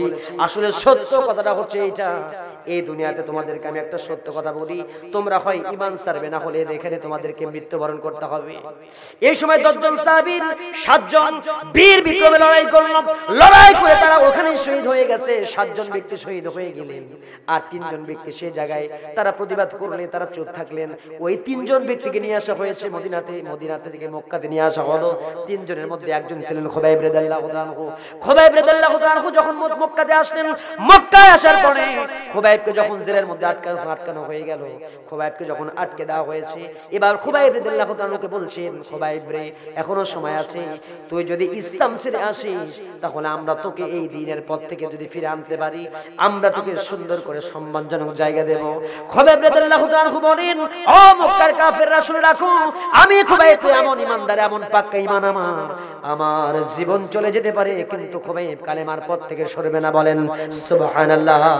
রাদিয়াল্লাহু তাআলার প্রতি কঠোর হওয়ার জন্য কাফের বেঈমানরা একটা জঘন্যতম সিদ্ধান্ত নিয়ে নিল। তারা চিন্তা করলো, সর্বপ্রথম খুবাইবকে আমরা খাবারটা বন্ধ করে দেই, যদি খাবারের অভাব হয়ে যায় তখন সে হয়তো ক্ষুধার তৃষ্ণার জ্বালায় তখন ইসলামটা ছেড়ে দেবে। এই কথা শোনার সঙ্গে সঙ্গে কাফের বেঈমানরা সিদ্ধান্তটা বাস্তবায়ন করার জন্য খুবাইবকে জেলখানার মধ্যে রেখে দিয়েছে। খুবাইবের খাবারটা যখন বন্ধ করে দেওয়া হয়েছে, কিন্তু খাবার দেওয়ার মালিকটাকে রাত যখন গভীর হয়, সবাই যখন ঘুমিয়ে পড়ে হযরতে খুবাইব রাদিয়াল্লাহু তাআলা তো হাফেজে কোরআন পড়ে, কোরআন সুন্দর করে পড়ে রাখে, পড়ে নেন। আল্লাহ রাব্বুল আলামিন অদৃশ্যভাবে অলৌকিকভাবে আল্লাহ সুবহানাহু ওয়া তাআলা তার জন্য খাবার পাঠিয়ে দেন। আল্লাহ রাব্বুল আলামিন যখন খাবারটা পাঠিয়ে দেন, সুন্দর আল্লাহ রাব্বুল আলামিন জান্নাতি খাবার যখন পাঠিয়ে দেন, আঙ্গুরের সরাগুলো যখন পাঠিয়ে দেন, হযরতে খুবাইব আঙ্গুর থেকে সুন্দর করে আঙ্গুর খায়, আর তার সমস্ত ক্ষুধা তৃষ্ণা সব তার নিবারণ হয়ে যায়। এই দৃশ্য সাইদ বিন আবি রাদিয়াল্লাহু তাআলা দেখলেন। সে যখন জেলখানার সামনে ছিল, সাইদ বিন আবি রাদিয়াল্লাহু তাআলা ইসলাম কবুল করেন নাই, তখন দৃশ্যগুলো দেখেছেন আর মনে রেখে দিয়েছেন। সাইদ বিন আবি রাদিয়াল্লাহু তাআলা এই দৃশ্যগুলো দেখেছিলেন, আর এই দৃশ্য দেখে তিনি খবরটা যখন কাফেরি বেন্নার সংবাদটা জানতে পেরেছে, জানতে পারার পরে কাফেররা সিদ্ধান্ত নিল খুবাইবের মৃত্যু তো না খেয়ে হবে না, কারণ খুবাইব এমন একজন মানুষ যার খাবারটা আল্লাহ রাব্বুল আলামিন খুবাইবের আল্লাহ তার খাবার দেয়। জোরে বলেন সুবহানাল্লাহ। ওমা মিন দাব্বাতিন ফিল আরদ ইল্লা আলাল্লাহি রিজকুহা, জলে বলেন স্থলে বলেন যত প্রাণী আছে সমস্ত প্রাণীর রিজিকের বন্দোবস্ত কে করেন? আল্লাহ রাব্বুল আলামিন রিজিকের বন্দোবস্ত করে দেন। খুবাইব রাদিয়াল্লাহু তাআলার খাবার যখন বন্ধ করে দিয়েছে, তখন খুবাইবকে মারতে পারে নাই। এবার চিন্তা করে দেখা হলো খুবাইবের মৃত্যুটা যখন হলো না, এবার খুবাইবকে শেষ আলটিমেটাম দেওয়া হয়েছে। ও খুবাইব রে, তোমাকে আমি বলে দিলাম শোনো, আর বেশি দিন তোমার জীবনটা এই পৃথিবীতে থাকবে না, যতক্ষণ পর্যন্ত না তুমি ঈমানটা যতক্ষণ পর্যন্ত না ছাড়বে। তোমাকে শেষ কথা বললাম, হয় ঈমান ছাড়তে হবে, না হলে মৃত্যুর দিকে তোমাকে চলে যেতে হবে। শেষ আলটিমেটাম দেওয়া হয়েছে। এবার খুবাইব বলছেন, আমি বুঝতে পেরেছি আমার জীবন চলে যাবে, কিন্তু খুবাইব কালেমার পথ থেকে সরবে না। বলেন সুবহানাল্লাহ। খুবাইব রাদিয়াল্লাহু তাআলা সেই সময় কি করলেন? তাকে শেষ কথা বলে দেওয়া হলো। অল্প সময়ের মাঝে খুবাইবকে শুলে চড়ানো হবে, দুনিয়া থেকে বিদায় করে দেওয়া হবে। এই সময় খুবাইব বললেন, আমাকে একটু ব্লেড দাও খুর কাম করার জন্য। হযরতে খুবাইব রাদিয়াল্লাহু তাআলাকে সঙ্গে একটা ব্লেড দেওয়া হলো। খুবাইব গুপ্তাঙ্গের পশমগুলোকে কেটে ফেললেন। আর খুবাইব রাদিয়াল্লাহু তাআলা সে সময় বললেন, আমাকে একটু জায়নামাজ দিয়ে দাও, জায়নামাজটা দিয়ে দাও, আমি আমার জীবনের শেষ নামাজটা পড়তে চাই। আমার জীবনটা চলে যাবে, কিন্তু আমি আল্লাহর সামনে আমার নিজেকে সঁপে দিতে চাই। বলেন সুবহানাল্লাহ। খুবাইব জায়নামাজ দিলেন, অল্প সময় নামাজ শেষ করলেন। নামাজ শেষ করার পরে অল্প সময় নামাজটা শেষ করলেন, আর খুবাইবকে যখন টান করে দুইটা হাত বেঁধে দেওয়া হলো, দুই হাত বেঁধে রাখা হয়েছে। হযরতে খুবাইবের ডান হাতটা কেটে ফেলে দেওয়া হয়েছে। ডান হাত কেটে ফেলে দেওয়ার পরে বাম হাতটা রয়ে গেছে।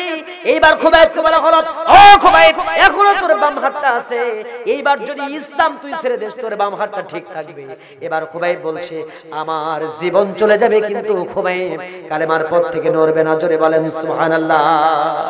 বাম হাত কেটে ফেলে দেওয়া হলো, ডান হাত বাম হাত, বাম পা ডান পা সব কেটে ফেলে দেওয়া হয়েছে। কাটা যখন হয়ে গেছে, খুবাইব রাদিয়াল্লাহু তাআলা পাটা যখন কেটে ফেললো, হাতটা কেটে ফেললো। এবার খুবাইবকে বলা হলো, এখনো তোর জীবনটা বেঁচে আছে, এবার তোকে একটা কথা বলি, তুই যদি এতটুকু শুধু কথা বলিস তাহলেই তোকে আমরা ছেড়ে দেব। এই যে খুবাইব, তোকে হাত কাটা হলো, পা কাটা হলো, রক্তাক্ত করে দেওয়া হয়েছে, একটা শুধু শব্দ উচ্চারণ করবি, এই যে মুহাম্মাদুর রাসূলুল্লাহ সাল্লাল্লাহু আলাইহি ওয়াসাল্লামকে মানিস, তার ধর্ম মানিস। তোর জায়গায় যদি মুহাম্মদকে নিয়ে আসা হয়, মুহাম্মদ বিন আব্দুল্লাহকে নিয়ে এসে এমন কষ্ট দেওয়া হয়, এই কথার উপরে তুই যদি সন্তুষ্ট থাকতে পারিস, এই কথা যদি তুই বলিস, ও খুবাইব রে, তোকে আমরা ছেড়ে দেব, তোকে আর এই মুহূর্তে তোকে আমরা মারবো না। খুবাইব রাদিয়াল্লাহু তাআলা বললেন, ও কাফির বেঈমানরা শুনে রাখ, আমার রাসূল এই জায়গায় এসে এই রকম করে শুলে চড়বে, তাকে হাত পা কাটা হবে তো দূরের কথা, আমার রাসূলের পায়ের মধ্যে একটা যদি কাটা বিদ্ধ হয়, এই কষ্ট পর্যন্ত রাসূলের এমন কষ্ট হবে, এমন কষ্ট আমি খুবাইবের অন্তর সহ্য করতে পারবে না। জোরে বলেন সুবহানাল্লাহ। খুবাইব রাদিয়াল্লাহু তাআলা শুলে চড়ানো হলো, শুলে চড়িয়ে দিয়ে খুবাইব রাদিয়াল্লাহু তাআলাকে দুনিয়া থেকে বিদায় করে দেওয়া হলো। হযরত রাসূল করিম সাল্লাল্লাহু আলাইহি ওয়াসাল্লামের সংবাদ চলে গেল। রাসূল বলতেছেন, সালামুন আলাইকা ইয়া খুবাইব, সালামুন আলাইকা ইয়া খুবাইব। সাহাবায়ে کرام জিজ্ঞেস করলেন, ইয়া রাসূলুল্লাহ, কি এখান তো খুবাইব নাই, খুবাইব তো চলে গেছে মক্কাতে, আপনি কেন খুবাইবের প্রতি সালাম বর্ষিত হোক বলছেন? রাসূল বললেন, সাহাবীরা রে, খুবাইব আর দুনিয়াতে বেঁচে নাই, খুবাইব জান্নাতের মেহমান হয়ে গেছে। বলেন সুবহানাল্লাহ। ওমর ভাইরা, এই ছিল খুবাইব রাদিয়াল্লাহু তাআলা লাহুর ইতিহাস আল্লাহ রাসূলের জীবন থেকে জানেন। আল্লাহ নবী ইসলামের জন্য কত কষ্ট করেছেন। উহুদের ময়দানে রাসূল দাঁত ভাঙলেন। রাসূল যখন দাঁত ভাঙতে গেছেন, রাসূল করিম সাল্লাল্লাহু আলাইহি ওয়াসাল্লাম যুদ্ধের ময়দানে গেলেন। উহুদের ময়দানে চলে গেলেন। অল্প সময় বিদায় নেব, মনটা খাড়া করে শুনেন, কানটা লাগিয়ে মনটা 10টা মিনিট আলোচনা শুনেন, হৃদয় থেকে শুনেন। কেমন ছিলেন মায়েদের কথা বলি, মায়েদের যুদ্ধের ময়দানে ভূমিকা আছে না নাই? আমি একটা সাবজেক্টের কথা বলছি, এই সাবজেক্ট থেকে 10 জন সাহাবী চতুর্দিক থেকে ঘিরে ফেললেন। কাতাদার রাদিয়াল্লাহু তাআলা সেখানে ছিলেন। হযরত রাসূল করিম সাল্লাল্লাহু আলাইহি ওয়াসাল্লামের অনেকগুলো সাহাবীর মধ্যে দাজানাও সেখানে ছিলেন। কাতাদার রাদিয়াল্লাহু তাআলা ঘিরে রেখে দিয়েছেন, দাজানা ঘিরে রেখে দিয়েছেন। আর চতুর্দিক থেকে কাফির বেঈমানরা তীর মারছে। তীরটা যখন দূর থেকে মারলো, হযরত কাতাদার রাদিয়াল্লাহু তাআলা চোখের মধ্যে যখন তীরটা বিদ্ধ হয়েছে, আল্লাহর নবী সেফ হয়ে গেলেন।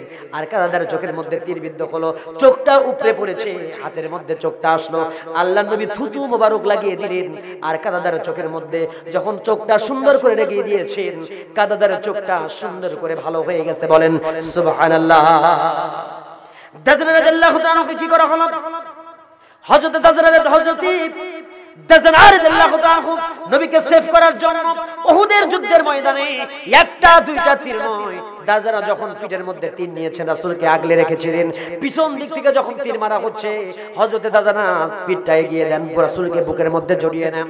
একবার দুইবার যখন দাজনা শহীদ হয়ে গেল, তার শরীরের মধ্যে যখন তীরগুলোকে গণনা করা হয়েছে, দেখা গেল দাজনার শরীরের মধ্যে একটা দুইটা তীর নয়, ইসলামের জন্য শহীদ হয়েছে, রাসূলকে সিকিউরিটি দেওয়ার জন্য দাজনার শরীরের মধ্যে 70 থেকে 80টি তীর বিদ্ধ হয়েছিল। বলেন সুবহানাল্লাহ। জোরে করে আল্লাহু আকবার। শহীদ হওয়ার জন্য এমন তারা সব সময় রেডি হয়ে থাকতেন। আল্লাহর নবীকে এই সময় হযরত আবু বকর রাদিয়াল্লাহু তাআলা, হযরত ওমর ফারুক রাদিয়াল্লাহু তাআলা, হযরত ওসমান রাদিয়াল্লাহু তাআলা, তিনজন সাহাবী উহুদের দিকে যখন উহুদ পাহাড়ের দিকে রাসূলকে যখন নিয়ে যান, রাসূল বলছেন, সাহাবীরা রে, আমাকে কোথায় নিয়ে যাচ্ছ? বলে, ইয়া রাসূলুল্লাহ, কি এই যে উহুদের জায়গা, উহুদের মধ্যে আপনাকে নিয়ে যাচ্ছে, একটা জায়গা পাওয়া গেছে, এখানে আপনাকে যাতে আঘাত করতে না পারে একটা সুড়ঙ্গ, একটা সুন্দর সুড়ঙ্গ জায়গা পাওয়া গেল উহুদের। সেই জায়গাতেই উহুদের ময়দানে আল্লাহ রাসূল সেই উহুদ পাহাড়ের উপরে যখন উঠলেন, আবু বকর সেখানে ছিলেন, ওমর ছিলেন, আর ওসমান ছিলেন, তিনজন সাহাবী ছিলেন। সেই সময় উহুদ পাহাড় থরথর করে কাঁপতেছিল। আল্লাহ নবী সেই দিকে রক্ত ঝরেছে, উহুদ পাহাড় সহ্য করতে পারে না, থরথর করে যখন কাঁপতেছিল, উহুদ পাহাড় কাঁপতেছে ভয়ের চোটে। নবী উহুদ পাহাড়ে পা দিয়েছেন। এই সময় আল্লাহ রাসূল সুন্দর করে উহুদ পাহাড়কে বললেন, উসবুত ইয়া জিবাল, উসবুত ইয়া উহুদ, উসবুত, থেমে যা, চুপ হয়ে যা, ইয়া জিবাল, হে পাহাড়, উসবুত ইয়া উহুদ, উহুদ তুই চুপ হয়ে যা, থেমে যা। ফা ইন্না আলাইকা নাবিয়্যাল্লাহ ওয়াস সিদ্দীকি ওয়াস শাহীদাইন। ওরে উহুদ, তুই কি জানিস তোর উপরে একজন নবী আছে, আল্লাহ নবী তোর উপরে অবস্থান করছে, আর একজন সিদ্দিক আছে, তার নাম হযরতে আবু বকর সিদ্দিক রাদিয়াল্লাহু তাআলা, আর দুইজন শহীদাইন, দুইজন শহীদ আছে, একজন হলো ওসমান রাদিয়াল্লাহু তাআলা, দুই নাম্বার হচ্ছে হযরতে ওমর ফারুক রাদিয়াল্লাহু তাআলা। বলেন সুবহানাল্লাহ। আল্লাহ নবী উহুদের ময়দানের কত করে মারা গেছেন। আর হযরতে আবু বকরের পরে হযরত ওমরের খলিফা খেলাফত আমল, ওমর মরে গেছে, তাকে ডাকাতরা মেরে ফেললো, শহীদ করে দিয়েছে। ওসমান রাদিয়াল্লাহু তাআলা তার কত পরে মারা গেছেন। আর আল্লাহর নবী কত আগে ভবিষ্যৎবাণী করলেন, উহুদ পাহাড়ে শুনে রাখ, আমার উপরে তোর উপরে তিনজন মানুষ আছে, তোর উপরে চারজন মানুষ, একজন নবী আল্লাহর নবী, দুই নম্বরে আবু বকর সিদ্দিক, আর তিন নম্বরে হযরত ওমর, আর চতুর্থ নম্বরে আছেন হযরতে ওসমান গনি। এই দুইজন যে শহীদ হয়ে যাবেন আল্লাহর নবী আগেই ঘোষণা করলেন। বলেন সুবহানাল্লাহ। আর হযরত ওমর ওসমান শহীদ হয়ে মারা যাবে, এটা সে উহুদ পাহাড়ের উপরে আল্লাহর নবী বললেন। বলেন সুবহানাল্লাহ। আমার ভাইয়েরা, তাহলে এই শহীদি তামান্না হযরত আবু বকর ওমরেরও ছিল। হযরত রাসূল সাল্লাল্লাহু আলাইহি ওয়াসাল্লাম তাদের শহীদের মধ্য দিয়ে কত মর্যাদা উন্নত করে দিয়েছেন। আমার রাসূল সেই উহুদের ময়দানে যখন দান মোবারক শহীদ হয়ে গেছে, একাকী যখন কাফের বেঈমানরা পেয়ে গেছে, আল্লাহ নবী যখন মাথার মধ্যে আঘাত করেছে, লৌহ বর্ম পরলেন রাসূল, লোহার যখন লোহা দিয়ে নির্মিত একটা হেলমেট পরেছিলেন, আর যখন পাথর দিয়ে আঘাত করেছে আল্লাহ নবীর মাথার মধ্যে সেই হেলমেটের একটা অংশ রাসূলের মাথার মধ্যে ঢুকে যায়। খবরটা চলে গেল মদিনায়। মদিনাতে খবর যাওয়ার পরই মদিনার সমস্ত মুসলমানদের মধ্যে একটা গুঞ্জন শুরু হয়ে গেছে। কাফের বেঈমানরা বলছে তোমাদের মুহাম্মদ আর দুনিয়াতে বেঁচে নাই, মুহাম্মদ দুনিয়া থেকে বিদায় হয়ে গেছে। জোরে কর নাউজুবিল্লাহ। একজন মহিলা রওনা দিয়েছে, রওনা দিচ্ছে রাসূল করিম সাল্লাল্লাহু আলাইহি ওয়াসাল্লামের দিকে, উহুদের দিকে রওনা দেয়। আর প্রতিমধ্যে বলছে তুমি কোথায় যাও? ও মহিলা তুমি কোথায় যাও? বলে আমি বিশ্ব নবীর কাছে যাচ্ছি, উহুদের ময়দানে যাই। ওরে মহিলা রে, তুমি কি জানো তোমার দুইটা কলিজার টুকরা সন্তান দুনিয়া থেকে বিদায় হয়েছে? বলে আমার সন্তান দুনিয়া থেকে বিদায় হয়েছে, আমার সেইটা জানার দরকার নাই, শুধু তুমি এতটুকু কথা বলবে আমার নবী পৃথিবীতে কেমন আছে। জোরে বলেন সুবহানাল্লাহ। আর একটু সামনের দিকে এগিয়ে গেলাম, এগিয়ে যাওয়ার পরে ওই মহিলাকে বলছে ও মহিলা তুমি কি জানো তোমার দুইটা সন্তান দুনিয়া থেকে বিদায় হবার পরে তোমার যে স্বামী ছিল স্বামীটাও দুনিয়া থেকে বিদায় হয়েছে।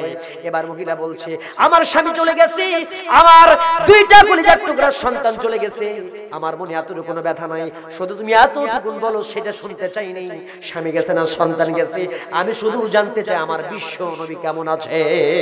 জোরে বলেন না সুবহানাল্লাহ। কেমন ভালোবাসা ছিল তাদের মধ্যে। আল্লাহ নবীর সামনে যখন মহিলা উপস্থিত হয়েছে, এবার বলে ইয়া রাসূলুল্লাহি আমার স্বামীটা দুনিয়া থেকে বিদায় হয়েছে, আমার দুইজন কলিজার টুকরা সন্তান উহুদের ময়দানে শহীদ হয়ে গেছে। ইয়া রাসূলুল্লাহি আপনার সুন্দর চেহারা দেখার পরে আমার একজন স্বামী হারানো আর দুইজন সন্তান হারানোর যত বেদনা সব আমার মিশে গেছে। জোরে বলেন সুবহানাল্লাহ। এই খবরটা হযরত হানজালার কাছে চলে গেল। হানজালা রাদিয়াল্লাহু তাআলা দাম্পত্য জীবন কাটাতে গিয়া তিনি যখন স্ত্রীর সঙ্গে মিলন ঘটিয়ে ফেলেছেন, গোসলটা তার ফরজ হয়ে গেছে। গোসল করতে গেছে মাথার মধ্যে কিছু পানি ঢেলেছেন, এখনো গোসলটা কমপ্লিট হয় নাই। আনকমপ্লিট অবস্থায় তার কানের মধ্যে একটা সংবাদ চলে এসেছে মুহাম্মদ আর দুনিয়াতে বেঁচে নাই, মুহাম্মাদুর রাসূলুল্লাহ সাল্লাল্লাহু আলাইহি ওয়াসাল্লাম দুনিয়া থেকে বিদায় হয়েছেন। জোরে কর নাউজুবিল্লাহ। এই প্রপাগান্ডা যখন ছড়িয়েছে, হযরত হানজালা রাদিয়াল্লাহু তাআলা ওই পানি ফেলে দিয়া মাথার মধ্যে পানি না দিয়া, শরীরের পানি না দিয়া, ফরজ গোসল না করে পানিটা ফেলায় দিয়া হাতে তলোয়ার নিয়ে ঘোড়ার পিঠে সওয়ার হয়ে দ্রুত বেগে উহুদের ময়দানের দিকে রওনা দিয়েছে। আর বলতে যাচ্ছে যে দুনিয়াতে নবী বেঁচে নাই সেই দুনিয়াতে হানজালার বেঁচে থাকার দাম নাই।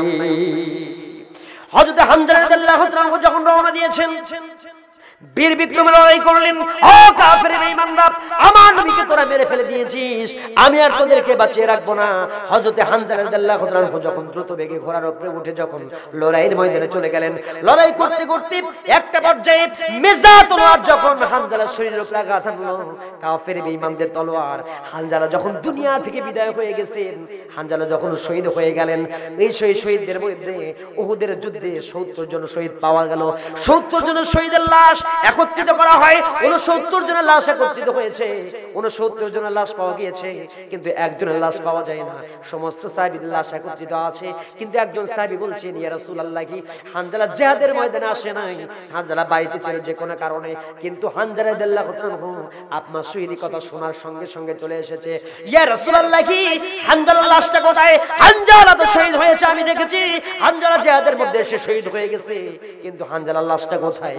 সবাই যখন খোঁজাখুঁজি করছে, জিবরাইল আমিন এসে বলেন ইয়া রাসূলুল্লাহ কি হানজালা রাদিয়াল্লাহু তাআলা পরে যখন সে জিহাদের ময়দানে অংশগ্রহণ করেছে আর জিহাদ করতে করতে শহীদ হয়ে গেছে, ইয়া রাসূলুল্লাহ কি আল্লাহ রাব্বুল আলামিন হানজালার উপরে এত পরিমাণ খুশি হয়েছে, হানজালা যখন সিদ্ধান্ত নিয়েছে আমার উপরে গোসল ফরজ হয়েছে কিন্তু আমি গোসল করব না, কারণ হচ্ছে এই গোসল ফরজের চাইতে সব ফরজের চাইতে ফরজ, যেই ফরজ হচ্ছে দিন কায়েমের ফরজ।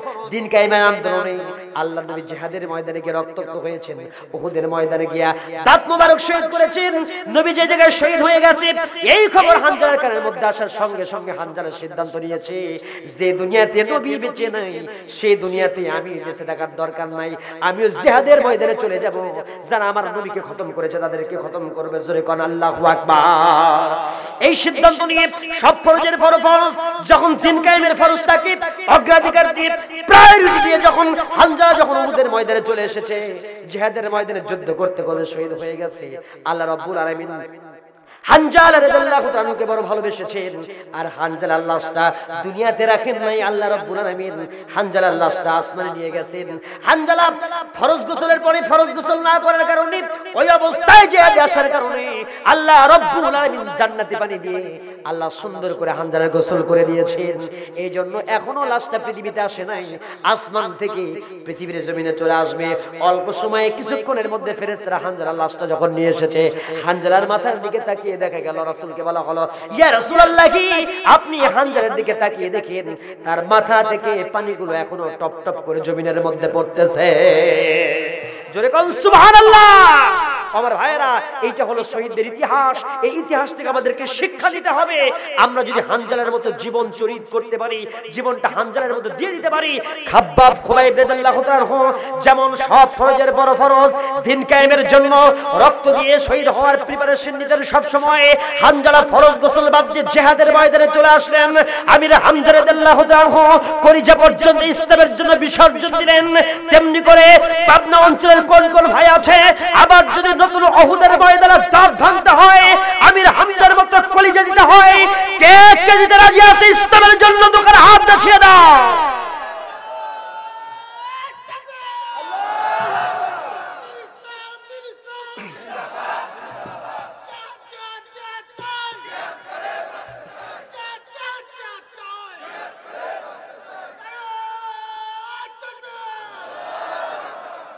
জোরে কোন আলহামদুলিল্লাহ, জোরে কোন আমিন। আমার ভাইয়েরা, এজন্য আসুন আমি আর আলোচনা না এগিয়ে, তাহলে ইন্নাল্লাহা আশতারা মিনাল মুমিনিনা আনফুসাহুম ওয়া আমওয়ালাহুম বিআন্না লাহুমুল জান্নাহ ইয়া আইয়ুহাল্লাযীনা আমানু হাল আদুল্লুকুম আলা তিজারা তুজিকুম মিন আযাবিন আলীম তু'মিনুনা বিল্লাহি ওয়া রাসূলিহি ওয়া তুজাহিদুনা ফি সাবিলিল্লাহি বিআমওয়ালিকুম ওয়া আনফুসিকুম যালিকুম খায়রুল লাকুম ইন কুনতুম তাআলামুন। আমরা সেই জিহাদের জন্য প্রিপারেশন নিয়ে আমরা দুনিয়া থেকে যেন সেই সাকসেসফুল লাইফটা নিয়ে যেতে পারি, সেই প্রিপারেশন আমাদের থাকার দরকার আছে না নাই? ওরা ভীষণ কষ্টে আছে, ওরা এখন অসহায়, রাত্রি কাটে আতঙ্কে আর দিন কাটে যে বেদনায়, রাত্রি কাটে আতঙ্কে আর দিন কাটে যে বেদনায়। ওরা ভীষণ কষ্টে আছে, ওরা এখন অসহায়, রাত্রি কাটে আতঙ্কে আর দিন কাটে যে বেদনায়, রাত্রি কাটে আতঙ্কে আর দিন কাটে যে বেদনায়। দিল্লিতে আজ চেয়ে দেখো মুসলিমদের দুর্দশা, কাশ্মীরিদের যাচ্ছে ভেঙে রঙিন স্বপ্ন বাসা, ঠিক না? দিল্লিতে আজ চেয়ে দেখো মুসলিমদের দুর্দশা, কাশ্মীরিদের যাচ্ছে ভেঙে রঙিন স্বপ্ন বাসা, চতুর্দিকে কত হাহাকার, মজলুমানের আর্ত চিৎকার, দুঃখের সাগরে ভাসছে তারা, ওদের কি কেউ নেই বাঁচাবার, খোদা ওদের রক্ষা করো, আছে ভীষণ যন্ত্রণায়, রাত্রি কাটে আতঙ্কে আর দিন কাটে যে বেদনায়, রাত্রি কাটে আতঙ্কে আর দিন কাটে যে বেদনায়। ওরা ভীষণ কষ্টে আছে, ওরা এখন অসহায়, রাত্রি কাটে আতঙ্কে আর দিন কাটে যে বেদনায়, রাত্রি কাটে আতঙ্কে আর দিন কাটে যে বেদনায়। ফিলিস্তিনের অবুঝ শিশুরা অঝোর ধারায় কাঁদছে, ও আমরা তো নিজ ঘরের ভেতর জ্বলছে দ্রোহের আগুন, তুচ্ছ জিনিস নিয়েও করি ঝগড়া ফাসাদ দ্বিগুণ, ঠিক কিনা? গানটা হচ্ছে নিচে স্কেল থেকে উপরে তুলতে, অনেক হাই স্কেলের গান এটা, এখানে তুললে গলা শেষ হয়ে যাবে, তুলতে পারবো না। আমরা তো নিজ ঘরের ভেতর জ্বলছে দ্রোহের আগুন, তুচ্ছ জিনিস নিয়েও করি ঝগড়া ফাসাদ দ্বিগুণ। আমরা তো নিজ ঘরের ভেতর জ্বলছে দ্রোহের আগুন, তুচ্ছ জিনিস নিয়েও করি ঝগড়া ফাসাদ দ্বিগুণ। ব্যক্তিদ্বন্দ্ব দলীয় বিভেদ শ্রেষ্ঠ হবার লড়াই, ব্যক্তিদ্বন্দ্ব দলীয় বিভেদ শ্রেষ্ঠ হবার লড়াই। গড়ার চেয়ে ভাঙার খেলা খেলছি 16 আনায়, ঠিক কিনা? এক হয়েছে সব বাতিল, আজ হানবে কখন সবল, ওই শিকারী ফাঁদ পেতে রয় করবে স্বদেশ দখল। এক হয়েছে সব বাতিল, আজ হানবে কখন সবল, ওই শিকারী ফাঁদ পেতে রয় করবে স্বদেশ দখল। আমরা তো তার খোঁজে রাখি না, আমরা তো তার খোঁজে রাখি না, খোঁজ রাখি কার ভুল কি বা কার দোষ। আফসোস আফসোস আফসোস আফসোস আফসোস আফসোস আফসোস আফসোস আফসোস আফসোস, ঠিক না? অন্য সবার দোষ ত্রুটি আর কুৎসা গেয়ে যায়, নিজের দোষে চোখ পড়ে না, সেই পড়েছে ছাই, ঠিক না? অন্য সবার দোষ ত্রুটি আর কুৎসা গেয়ে যায়, নিজের দোষে চোখ পড়ে না, সেই পড়েছে ছাই। ঠিক বেঠিকের ধার ধারি না বলতে হবে বলো, ঠিক বেঠিকের ধার ধারি না বলতে হবে বলো। হুজুকেরই নষ্ট স্রোতে সব গেল সব গেল, ঠিক কিনা? সম্মিলিত শত্রুর আজ নির্মূলে দিন ইসলাম, আমরা বিপদ ঝোল ঠেকাতে করছি কি ইন্তজাম? কথা বলেন। সম্মিলিত শত্রুর আজ নির্মূলে দিন ইসলাম, আমরা বিপদ ঝোল ঠেকাতে করছি কি ইন্তজাম। ইমানদারের নেই তো অভাব, ইমানদারের নেই তো অভাব, নেই ইমানের কালজয়ী সেই জোশ। আফসোস আফসোস আফসোস আফসোস আফসোস আফসোস আফসোস আফসোস আফসোস আফসোস।